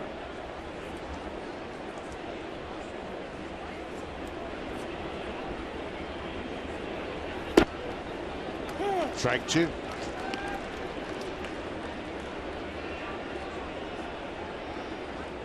Kevin Pillar pinch hit for Bautista. Now he's in right field defensively. Marcus Stroman says his #1 fan was his grandmother, Gloria Major, who passed away a few years ago, victim of cancer. And he always said, I know my grandma would be here for my first big league start, and he felt like he'd be very emotional when he made this start today. He grew up in Long Island, New York, went to Duke University in North Carolina, and his grandmother used to drive down to watch him pitch. He says she was his biggest fan.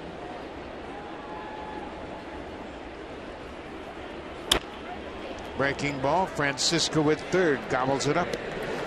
On the money. 1 down. Let's check in with Jamie Campbell.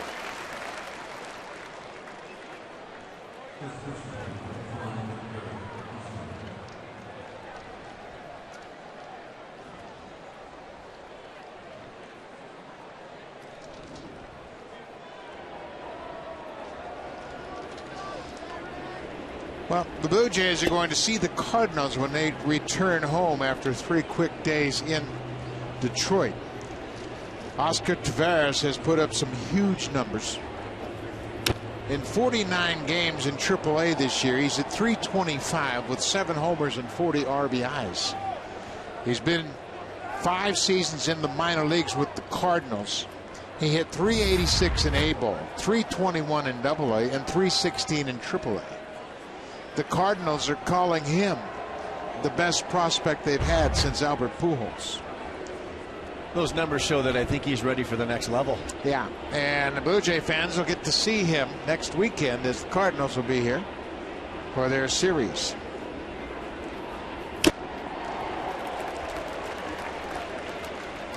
Hosmer has had all kinds of problems against Stroman today, and it started with his first at bat.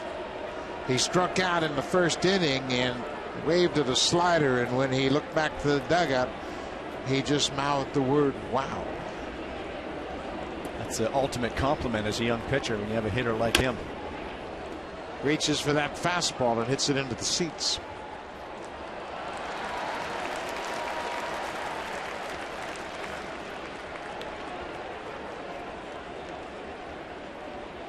Marcus locates his fastball with that sharp breaking ball. That's a great combination. Now, this is a totally different pitcher than we saw earlier this season. It sure is. This might be the pitcher that was in Buffalo, and we saw all those numbers that he was putting up. He just didn't have that consistency in his call-up when he was pitching out of the bullpen, and that can be an issue right there. He was in a routine in the starting rotation, try to bring him up to help in a bullpen, but that upsets that routine. It's not as easy. But today he appears like he went back down to Buffalo, got back into that routine. And when I say routine, that's that pitching every 5th day. It's all those things you do in between your starts. And hey, they're all creatures of habit, especially those starting pitchers. And it looks like he's in a very comfortable routine right now. Now, Blue Jays need some length from Stroman, and the offense gave him some working room. He knocks it down, and he's going to throw to first, not in time. Marcus Stroman was an infielder at Duke. He played second base as a freshman, and he reacted after he knocked that ball down, made an attempt to get Hosmer. But they're going to review this play as Stroman backhands it, knocks it down, and then makes a desperation toss to first. He looked like an infielder on that play, and he's also got a little bit of a basketball background with that no-look stop of the ball. Look at this play. Wow. Boy, that's close. John Gibbons didn't even come out of the dugout. He just wants to review it. Very athletic play by Marcus Stroman. Lynn was there at first to take the throw. Ruling on the field is it's an infield hit.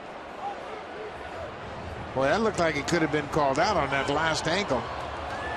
It's about as close as it gets, and remember, because he's called safe on the field, you need convincing evidence here, and I think that foot might be on the bag. Yeah, there it is. I don't think it's enough to overturn. That last angle was pretty definitive. What a tremendous effort right there. Grandma would be proud of that play right there. You know, Marcus, his parents did not want to break that news that Grandma was diagnosed when he was at school because of his focus on baseball and didn't want to distract him. See the foot on the bag as that ball is just entering the glove. It doesn't appear as though it made contact with the glove before that foot hit the bag. Eric Hosmer thinks he's safe. Well, it's taken a long time. It gives you an idea just how close the play is at first.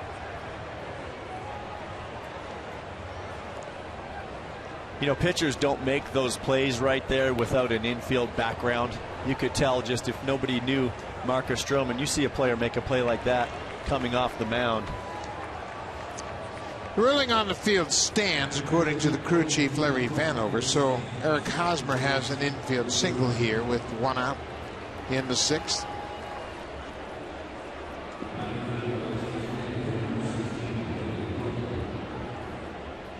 Stroman has now thrown 85 pitches. That's more than he threw in his last start in AAA Buffalo.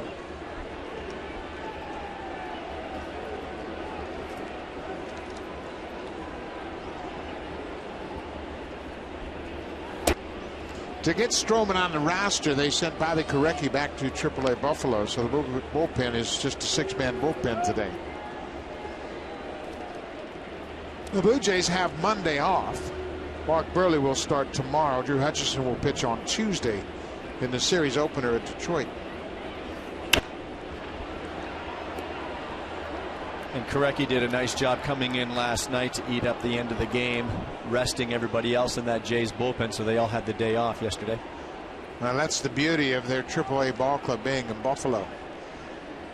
Before it was Buffalo, it was Las Vegas, and that would have been impossible to call upon those pitchers to just shuttle back and forth.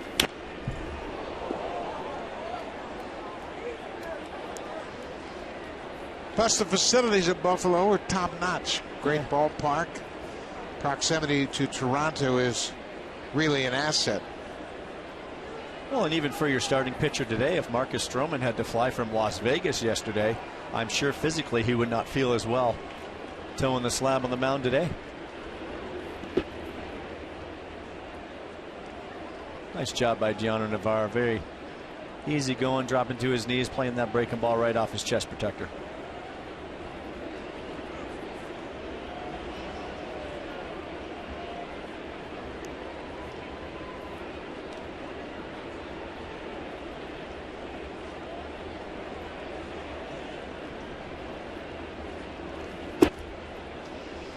Full count. Where they're trying hard to get Billy Butler. He's been one tough out this series on Jays pitching. Alex Gordon is on deck. Hosmer at first. Butler fouls off another pitch. Butler swinging the bat very well against the Jays this year. Last couple of seasons, it's been a different story as the Blue Jays have had the upper hand. And that's what good hitters do right there. That's a good pitch by Stroman. 95-mile-per-hour fastball on the outside corner. He's still able to get to it and foul it off. Really working well down in that strike zone.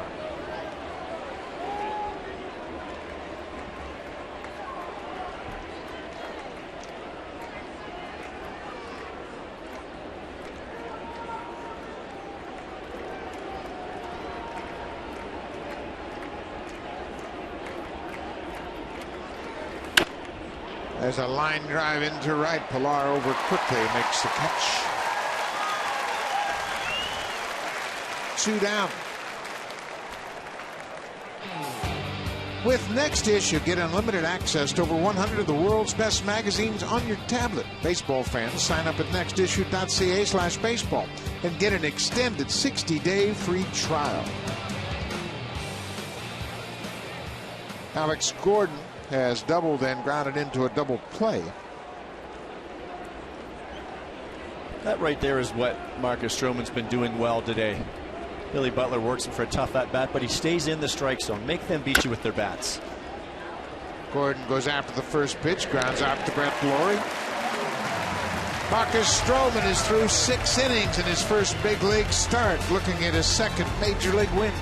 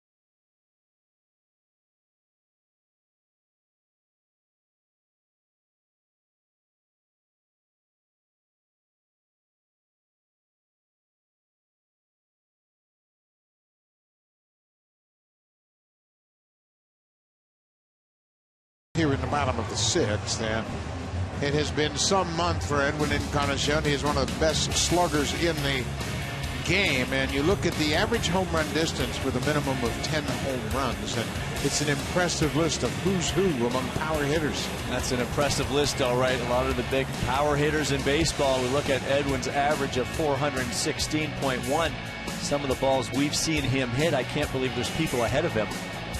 But he does not hit cheapies, nor do any of those guys on that list. Giancarlo Stanton of the Marlins has hit some monster home runs this year. Mike Trout's the one that surprises me. Yeah. For a guy that you would think he could leave the yard once in a while, but his game is almost everything else. Yeah. But Edwin Encarnacion is there with the big boys. He's hit 18 home runs for the season, 16 in the month of May. Of course, this is the final day of May.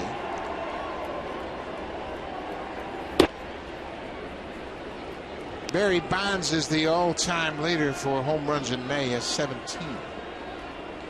Encarnacion is tied for the American League record with Mickey Mantle.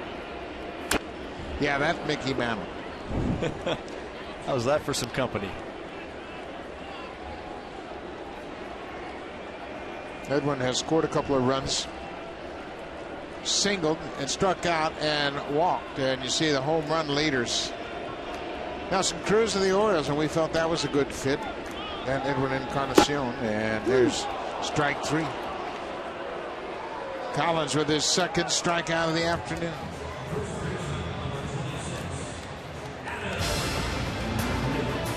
Canon's Best in Glass sales event. Performance cameras and lenses at the season's best prices. Visit canon.ca/bestinglass.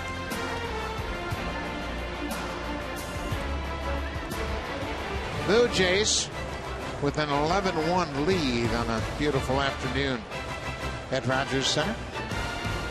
Look like they're having a good time out there too, Joe. Nice day to be on a boat. Nice day to be on the water. Good day to be Adam Lind. He's 3 for 3, scored 3 runs, has a pair of doubles and driven in 2.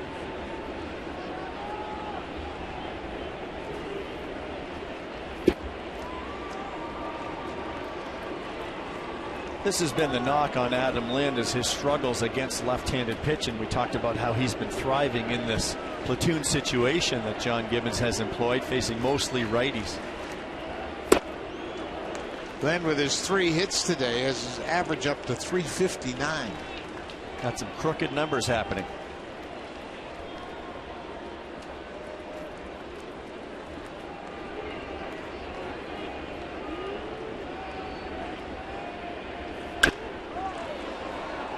High fly ball into right. Siriaco going out. Aoki coming in, and Lind is retired for the first time today.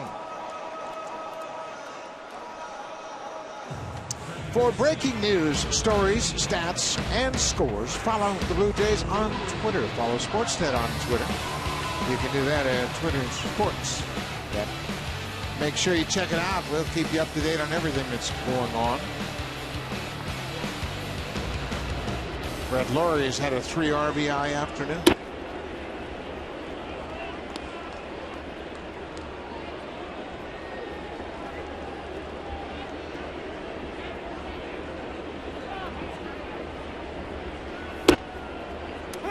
Ball on the strike.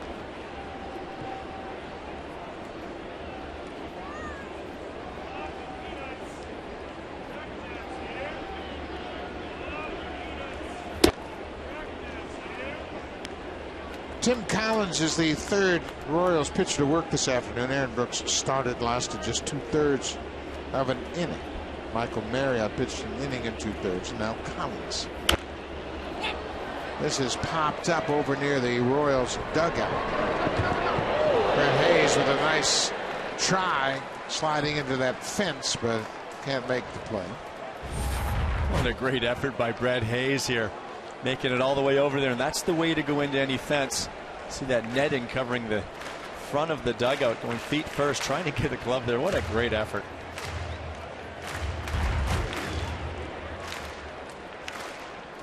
You only get a chance to play once every 4, 5, 6 days. You're going to leave it all out on the field. Yeah, certainly when you're playing behind the Gold Glover, you've got to give everything you have. There's another pop. This one's back out of play over the screen.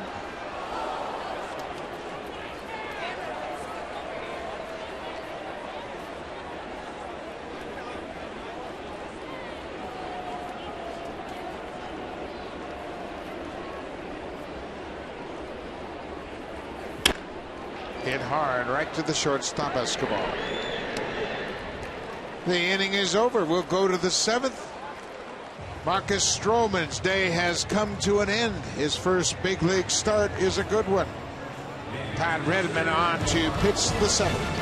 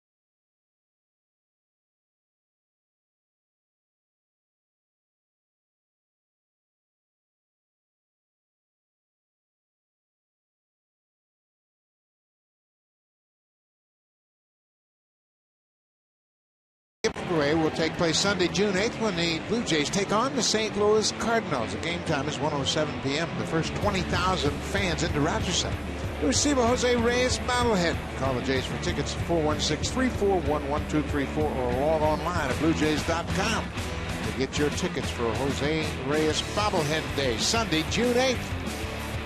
Get a chance to see Oscar Taveras, the prize prospect of the St. Louis Cardinals, who has just been called up and inserted into the lineup this afternoon for the first time. Bouncing ball to third. Francisco drops it. That ball got stuck in the webbing of his glove. He went in to grab it and dropped it. Well, Todd Redmond's pitching in his 15th game. Opponent's hitting .320 off him. Had his struggles lately. That ERA pushing up towards 4. So that's an error on Francisco. The earlier error that he was initially charged with has been reversed, and it's been charged to the first baseman Adam Lynn. That was in the 5th inning on Pedro Siriaco. Danny Valencia is at first.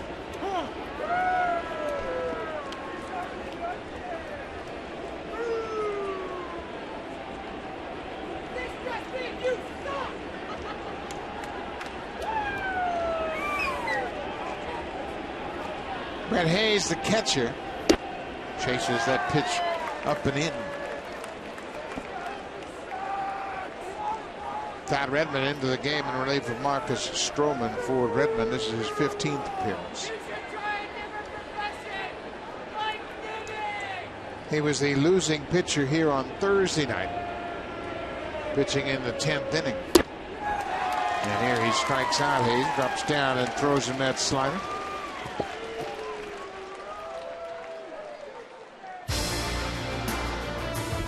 Celebrate and save during Home's 50th anniversary sale. Only at Home Hardware and Building Center locations. Homeowners helping homeowners with expert advice.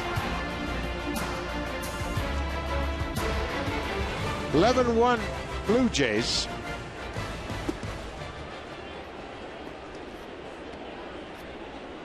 Jays scored 7 runs in the first inning to get off and running.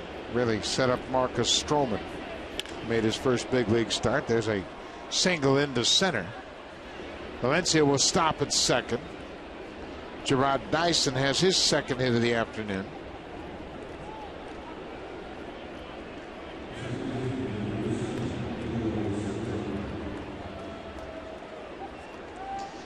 The Blue Jays this afternoon have gone 8 for 10 with runners in scoring position after starting out in the series 1 for 15 in the first 2 games.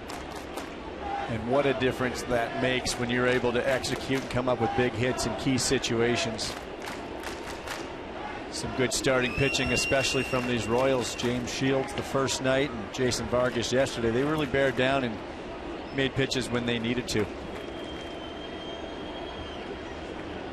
Number 9 hitter is Pedro Siriaco. He goes after the first pitch. Siriaco was at the plate when Redmond threw a pitch up and in and hit him right on the KC top of his helmet. He was trying to sacrifice with a runner at first in a tie ball game in the 10th inning.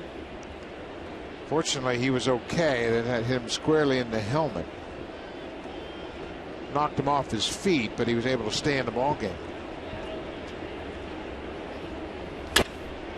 There's a base hit to left field. The runners will move up 90 feet. Bases loaded, 1 out. Marcus Stroman, 23-year-old rookie, makes his first big league start, and he made the most of it. Well, he sure did. What an impression he made. And I know that Marcus Stroman wanted to pitch a little bit better than he did previously up here with the Blue Jays, pitching out of the bullpen, but he showed today that he's ready to be a starter in this rotation. He did everything he needed to do in this little audition. We'll see what direction the Blue Jays go, but his stuff was real good. Good velocity today. We saw him up around 95 miles per hour, but the location is what was very impressive as well. Yeah, he got the ball down and used both sides of the plate with his fastball very effectively. It's going to be interesting to see what happens, but this was always characterized as a one-and-done start. That they were going to push Drew Hutchison back till Tuesday. Burley will start tomorrow in the series finale against Kansas City. What it does do is it really lets the Blue Jays know that this guy's ready when needed. Well, and there's going to be a need, obviously. Liam Hendricks has pitched well. He is the 5th starter as we speak. But I think if you send Stroman back to the minor leagues, and you can send him back with a real good feeling, and okay, go down there and continue to do what you've done, because he's obviously improved from the last time the Blue Jays had seen him. That's right, and especially getting back into that routine of being in the starting rotation, I think he's just more comfortable in that role. We saw some breaking balls from Stroman today too that we did not see in his previous call-up. Those balls were really sharp breaking, late breaking. And again, you see a hitter like an Eric Hosmer say wow, then you know you've impressed. 1-2. Redmond hits Aoki, and that'll force in a run. So Todd Redmond coming into this ball game, an 11-1 game, victimized by the air to start the inning. And then after the strikeout, he gave up back-to-back singles, and now he hits Aoki with the bases loaded. Redmond has had his struggles, though. He's allowed an earned run in 6 of his 14 games coming into today. He's just been very inconsistent. He's eaten up some innings for John Gibbons. He's come into some of these games, sometimes when the Blue Jays have been up as well. Boy, that's one of the most unusual hit batters you'll ever see. That ball was behind Aoki, and he tried to jump out of the way, and it looked like it clipped him on the back of the left heel. He initially thought he had gotten out of the way, but he's hurting down there at first base. That hit him on the back of the heel as he tried to jump out of the way.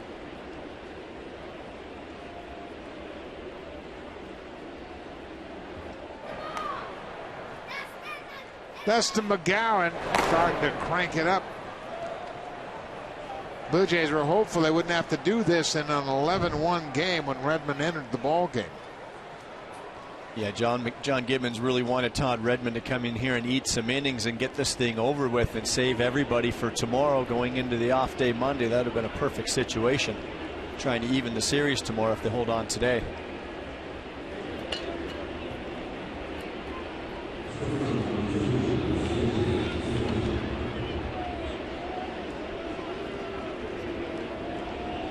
So Aoki picks up an RBI as he's hit by the pitch, bases loaded. Still loaded for Alcides Escobar. He's a free swinger, and he likes to swing early. He's a good fastball hitter.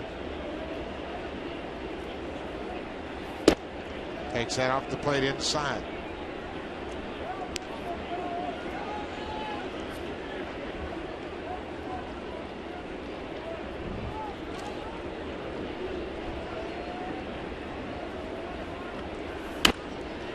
This is popped up over near the seats, and it'll be back out of play.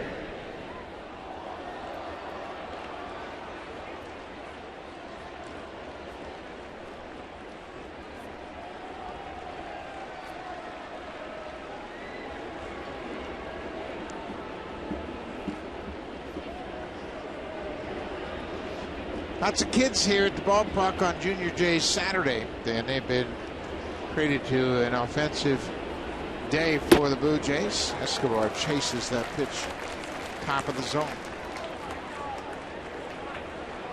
Todd Redmond's got to get back on top of the baseball, working downhill. You see that arm dropping a little bit. He's really pushing the ball, keeps it elevated in the zone.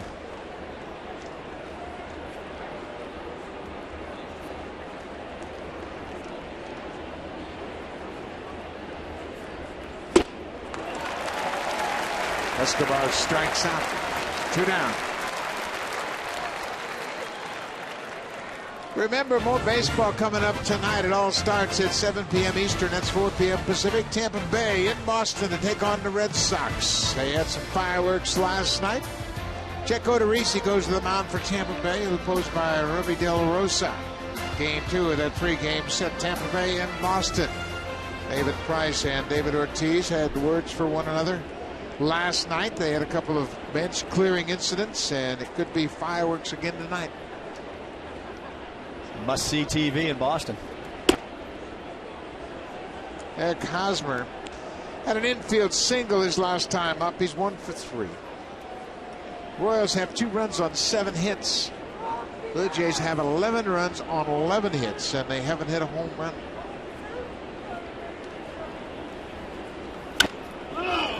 This should end the inning. Brett Lawrie looking up into that bright sun. Makes the catch. The inning is over. Kansas City leaves the bases loaded. Go to the bottom of the 7th. It's all Blue Jays here on this beautiful Saturday afternoon.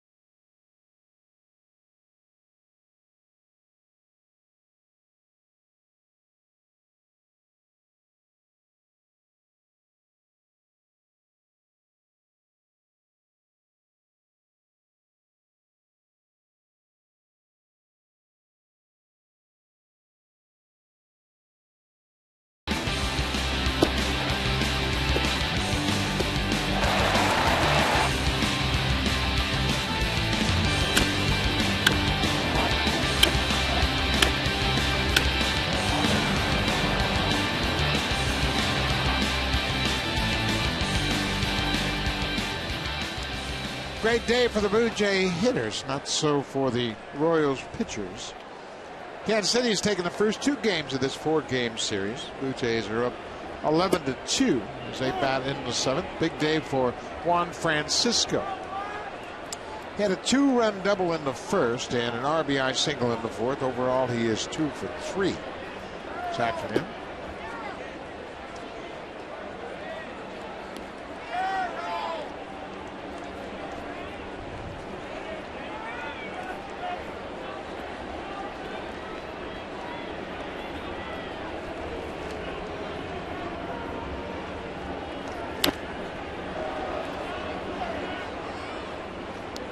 Francisco looked like he was trying to take a shot at that big left side of the infield.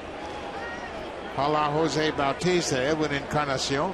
You know, those guys hang around a little bit, and you see Edwin and Jose taking Juan under their wing a little bit. That's a lot for Juan to take in, and he can learn from those great hitters. And why not take a shot once in a while if you're Francisco, if they're going to load up the right side of the infield? Especially against the left-handed pitcher. Got a piece of that breaking ball to stay alive.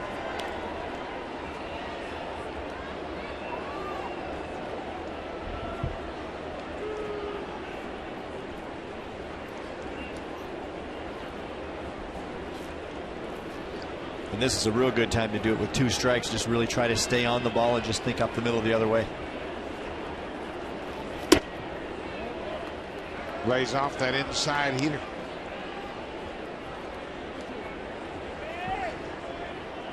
Gianna Navarro will be next.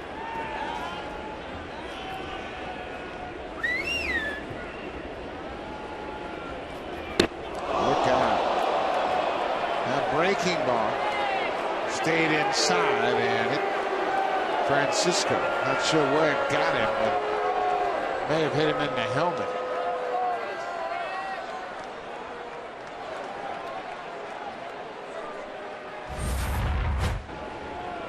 There's a breaking ball by Collins, and it just didn't break. And as a left-handed hitter, you want to stay in there as long as possible against a left-handed pitcher, especially breaking ball.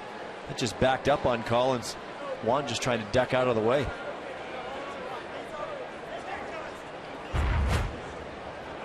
Yadier Navarro making sure that Francisco explained how he felt to George Poulos. I mean, there's no miscommunication because of the language. So he himself, Francisco, and they are assured he's okay, so he'll take first base.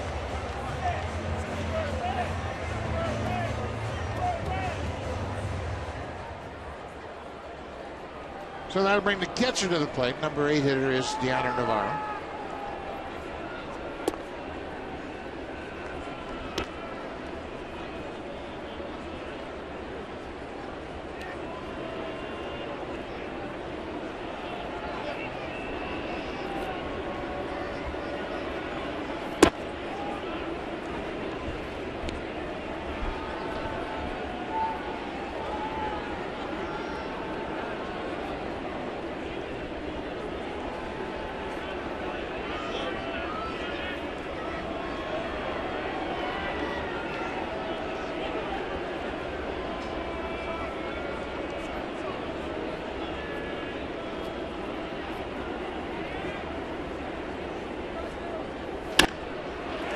Base hit for Navarro through the hole at shortstop in the left field.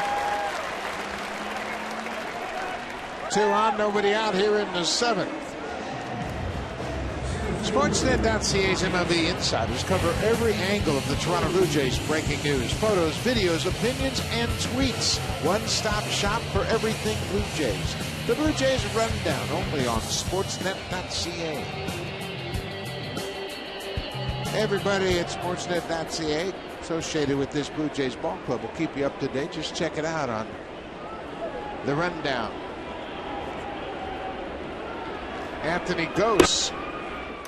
Anthony has gone 0 for 3 so far today.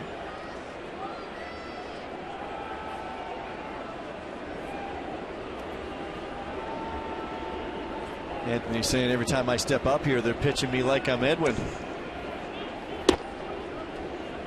Yeah, that's the way it goes. The Blue Jays had 8 straight batters reach base to start the ball game. Anthony Gose hit into a 1-2-3 double play. Game.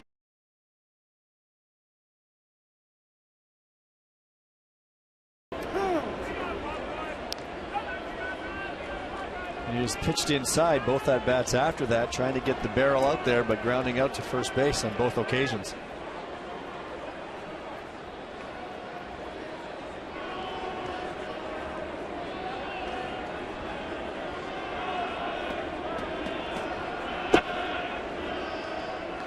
Two balls and 2 strikes. We're in the bottom of the 7th. Blue Jays 7 in the first.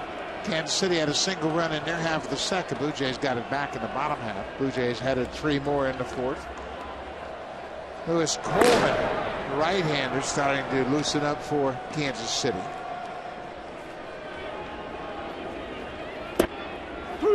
Bosa is called out on the inside fastball. Let's check it with Jamie Campbell.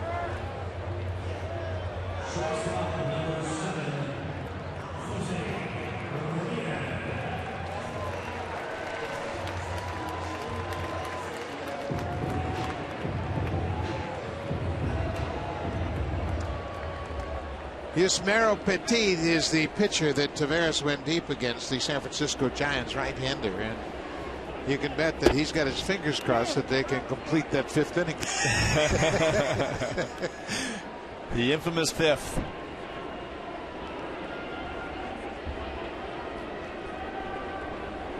Jose Reyes, the leadoff man. It's this ball to center field. Dyson back and makes a nice running catch on the warning track. Reyes has hit a lot of balls hard that have been run down so far this season, and Dyson can go get them. There's not too much that gets over the head of Jarrod Dyson, and if there's any ball, it's that one by Reyes. It wasn't a fly ball. It was hit on a line, but that first move is number 1 for an outfielder, but then the speed of Dyson, you're just not going to get it over his head.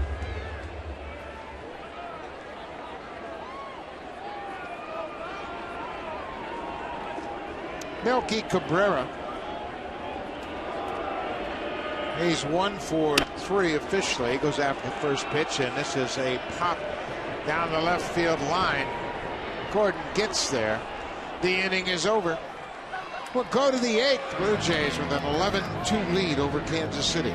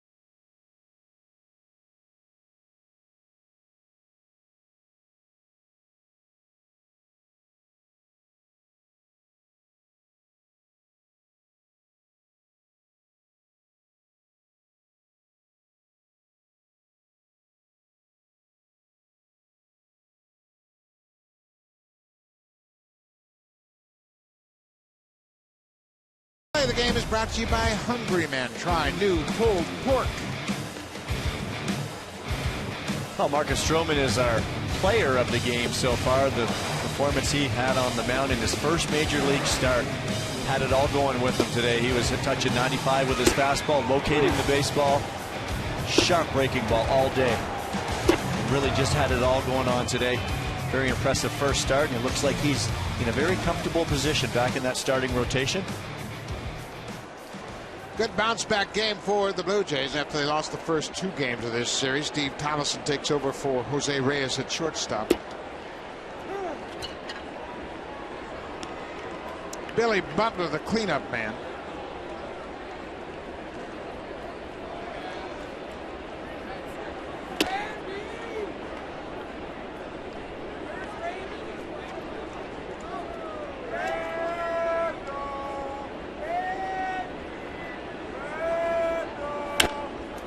There's a line drive down the right side. That's a fair ball hit right on the line. Pilar will stop Butler with a long single. As that ball skipped past Tolleson. Nice play by Pilar out there in right field. That ball hit right on the foul line. Pilar played it off the wall perfectly. Well, Billy Butler continues to own Blue Jays pitching. That ball just staying fair coming off the wall, and Kevin Pilar played that Karen perfectly, getting that ball into second base, knowing the speed of Butler would hold him to a single. Now John Gibbons is going to come out and talk to Larry Vanover about whether or not that was fair or foul. I guess ball looked like it hit right on the white line.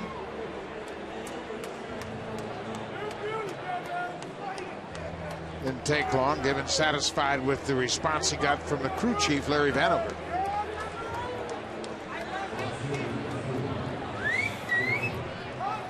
Now, being the 8th inning, he has to ask if he would mind viewing that, and I'm sure he said no. I'm pretty comfortable with the way I called it. So go back to the dugout and let's keep speeding this thing along. It's 11-2 now. Alex Gordon. Larry Vanover says, I've got dinner reservations for 4:30.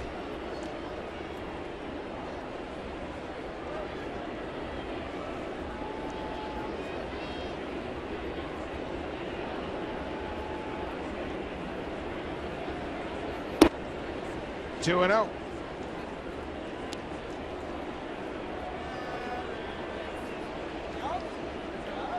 Nice turnout on a beautiful day here at Rogers Center. 31,652 in attendance. Should be a little bit bigger crowd tomorrow.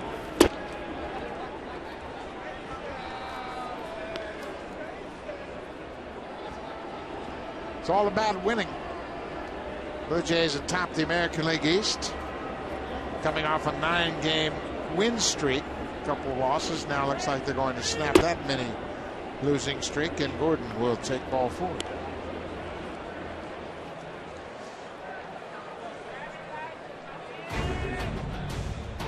This copyrighted telecast is presented by authority of Rogers Blue Jays Baseball Partnership and may not be reproduced or retransmitted in any form. And the accounts and descriptions of this game may not be disseminated without the express written consent of Rogers Blue Jays Baseball Partnership.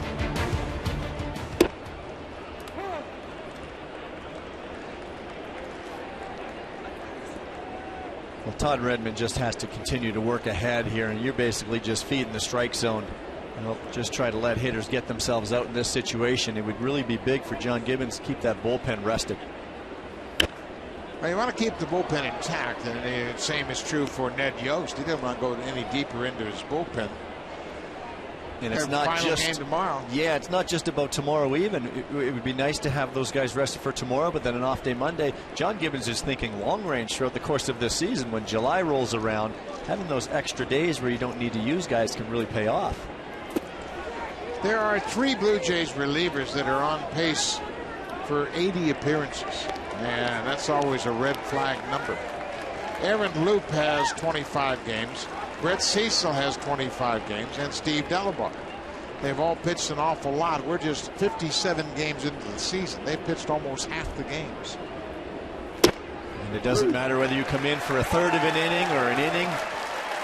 Pitch count certainly matters, but it's the fact that pitchers warm up in the bullpen, they prepare, they come in, they get hot, come in, and whether they throw 1 or 2 or 3 outs, that stuff adds up. Redmond making a pitch right here, and this is what he needs to do, especially in this situation of the ball game. But look at the location again. Valencia just frozen. Danny Valencia has struck out 3 times. He reached on an error in the 7th. Brett Hayes, the catcher, goes after the first pitch. Francisco goes to second for 1. Back to first. Nice double play. Good turn by Laurie. Good feed from Francisco, and Laurie turns it quickly. We'll go to the bottom of the 8th. Blue Jays have a big lead. Now it's time for a Blue Jays.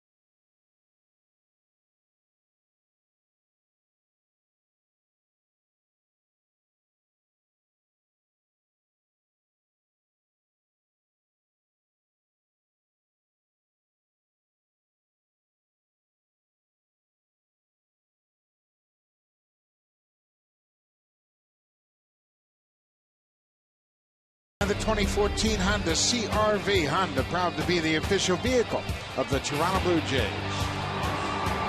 Juan Francisco stayed on this changeup from Brooks very well. Up and out over the plate. He stayed on this ball. Bases clearing if that ball didn't bounce over the fence, but it added to that Blue Jays lead in the first inning. And that first inning, when you look back, has really been the ball game for these Jays today. 7 runs on 5 hits in the first inning, keyed by the Francisco Brown rule double. Aaron Brooks just never really got into the flow of the ball game. It'll be Lewis Coleman now, the third reliever to work for Kansas City. Well, Coleman's working in his 17th game. See the ERA over 6. Having a rough go. Opponents hitting .310 against him. He's allowed 12 runs in 17 2/3 innings this season. A year ago, he held opponents to 2 runs in 29 2/3 innings of work. Kevin Pillar struck out as a pinch hitter in the 5th. Batting in Jose Bautista's 3rd spot in the batting order.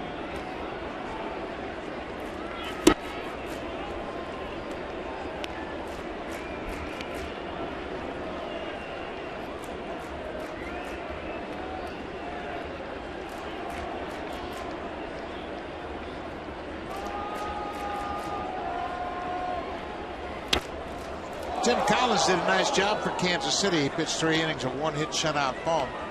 Didn't walk a batter and struck out 3.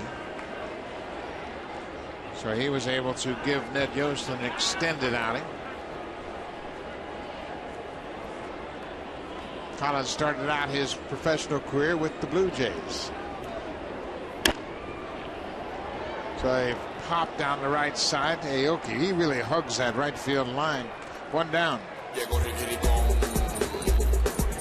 Designated hitter number 10, Edwin Encarnacion.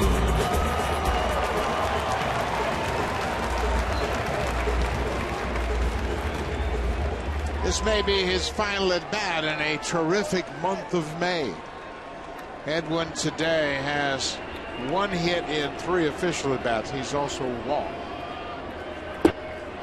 16 home runs for the month, 33 RBIs. And thinking an 11-2 ball game, you're probably thinking about one thing right here. If you're Edwin, looking for a pitch, and he's going to come out of his shoes. I think he's been thinking about that all day long. Once they had that big lead, he has struck out twice today. We haven't seen that this month.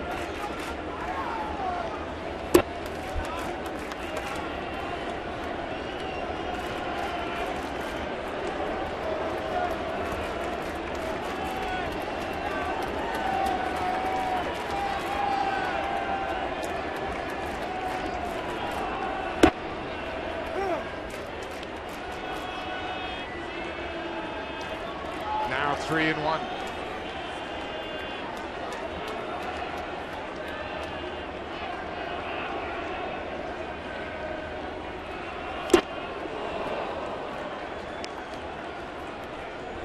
Full count. Adam Lynn's had a good day at the plate, 3 for 4 so far.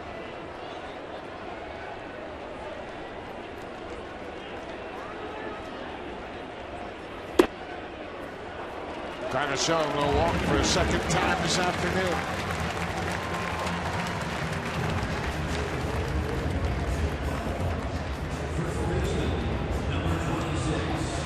Edwin showing his patience again, though, and if he continues to do that, he's going to be a tough out. The threat that he imposes when he comes to the plate, pitchers are going to pitch him tough. That's just the way he's earned that. But if he can lay out that, he'll continue to get on base, much like Jose did most of April.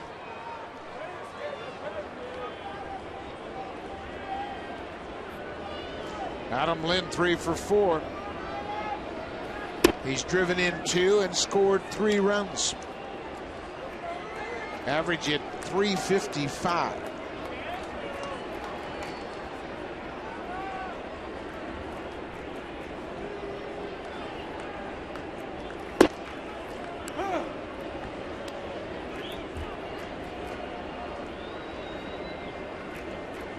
Edwin continues to mess around with that left hand. He took an awkward swing in that last at bat.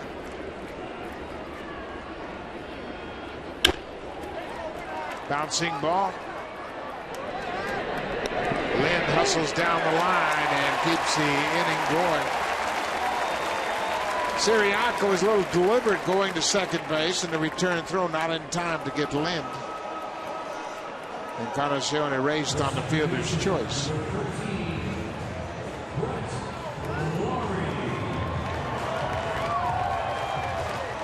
Brett Lawrie He's had a 3 RBI afternoon.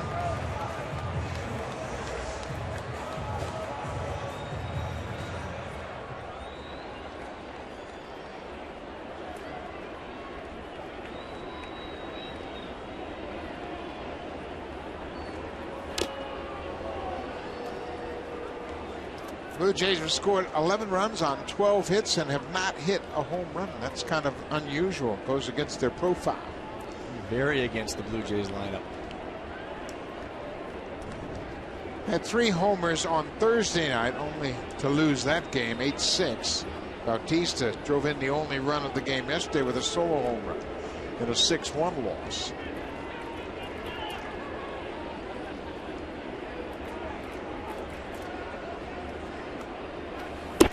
Way outside from Coleman.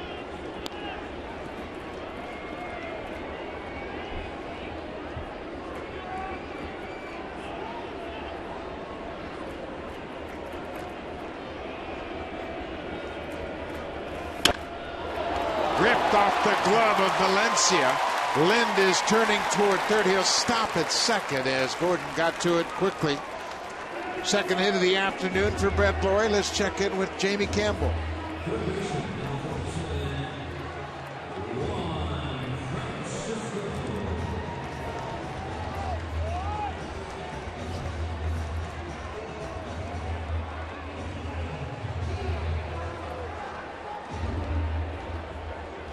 Masahiro Tanaka has allowed just one unearned run over 8 innings, 4 hits. He has struck out 9. Juan Francisco was hit by a pitch his last time up. Hits this one into the seats.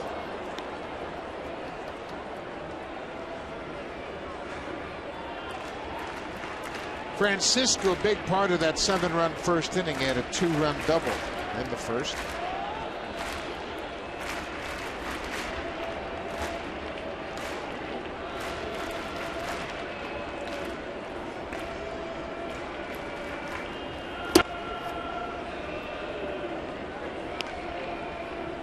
Tanaka's that one arm that just stabilizes that Yankees rotation.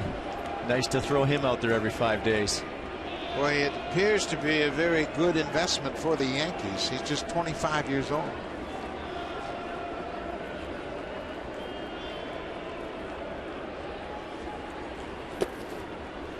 Two balls and a strike.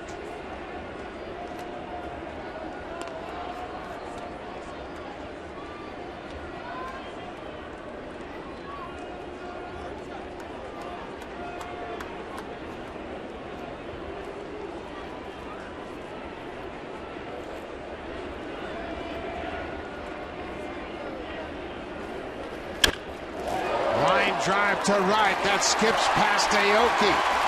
Lind is around third. He's going to score. Now they'll stop Lawrie at third as Francisco hit a one-hop shot past Aoki in right. His third hit of the afternoon.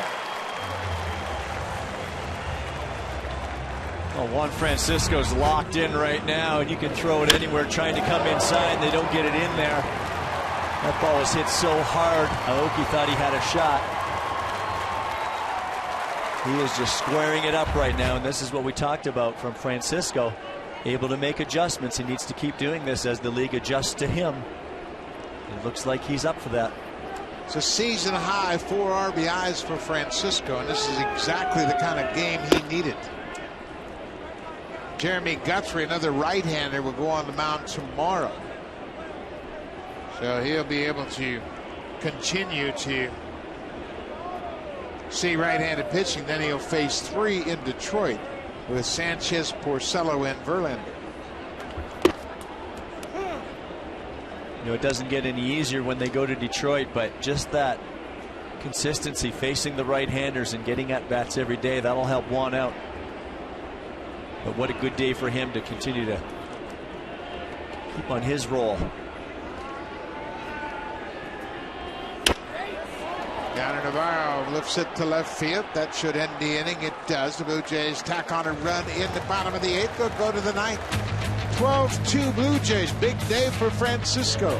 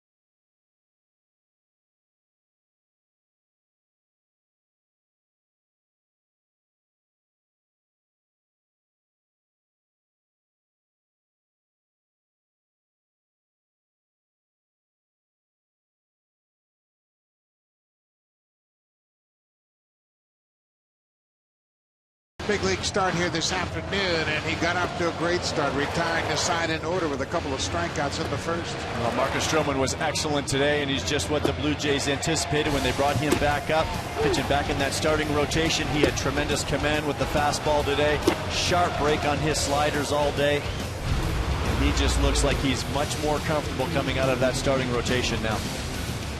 Well, it was a much-needed start, and the offense put up a 7 spot in the first inning to give Stroman some breathing room. He took advantage of it, goes 6 innings, lost 5 hits and 1 run. Didn't walk a batter and had 6 strikeouts.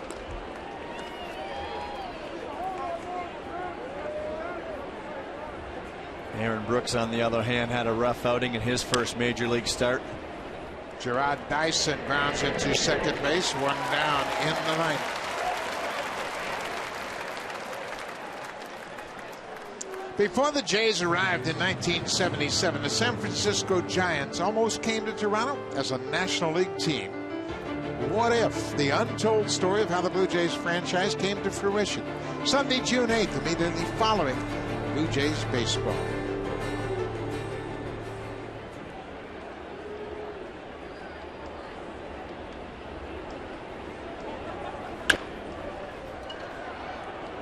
Pedro Ciriaco has reached base 3 times this afternoon. Reached on a fielder's choice.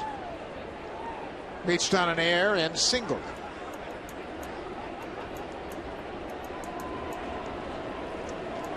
Jeremy Guthrie will start for the Royals in the finale against Mark Burley. Burley at 9-1 and a .233 earned run average. Jeremy Guthrie is 2-4 with a .414. That'll be the series wrap up in the final game between these two teams this season. Pre-game all starts at 12:30 Eastern. Steve Tollison, a desperation throw and no chance to get Ciriaco. He has his second hit of the afternoon. Tollison entered the game in the 8th inning at shortstop, giving Reyes the rest of the day off.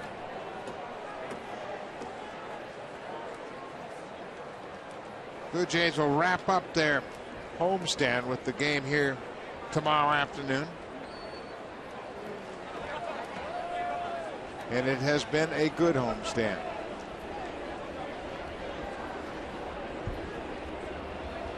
Three from Oakland, 3 from Tampa Bay. They lost the first 2 to the Royals. But they're going to win this game this afternoon. They've improved to 7-2 so far. And they have Mr. Burley going tomorrow. They're sending out their number 1. Try to even this series before their day off and heading to Motown. Up the middle, Tollison will flip to Laurie barehanded. What a double play! Oh no! Called safe at first. Brent Laurie reached back behind his body barehanded, stepped on the bag and threw in one motion to first. Aoki got across the bag ahead of the throw, according to Larry Vanover. What a play. Steve Tollison going up the middle, the backhand flip, the bare hand catch by Laurie, and the off-balance throw. It looked like he had him. Brent Laurie, a tremendous athlete. Boy, it is close, and Aoki may have beaten the throw, but it was pretty to watch. 2 great plays by Tollison and Laurie.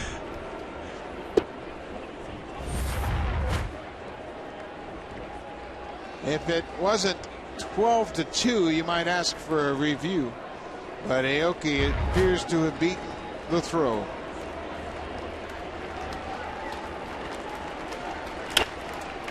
Fly ball to center, and this should do it.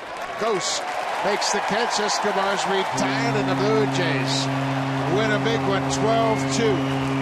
Well, this is just the remedy the Blue Jays needed today. They took advantage of a young Aaron Brooks making his major league debut on the mound for the Royals, and the offense put their hitting shoes on today. They got to him early and often, scoring 7 in the first, and then they left it to Marcus Stroman. What an outstanding outing by Stroman.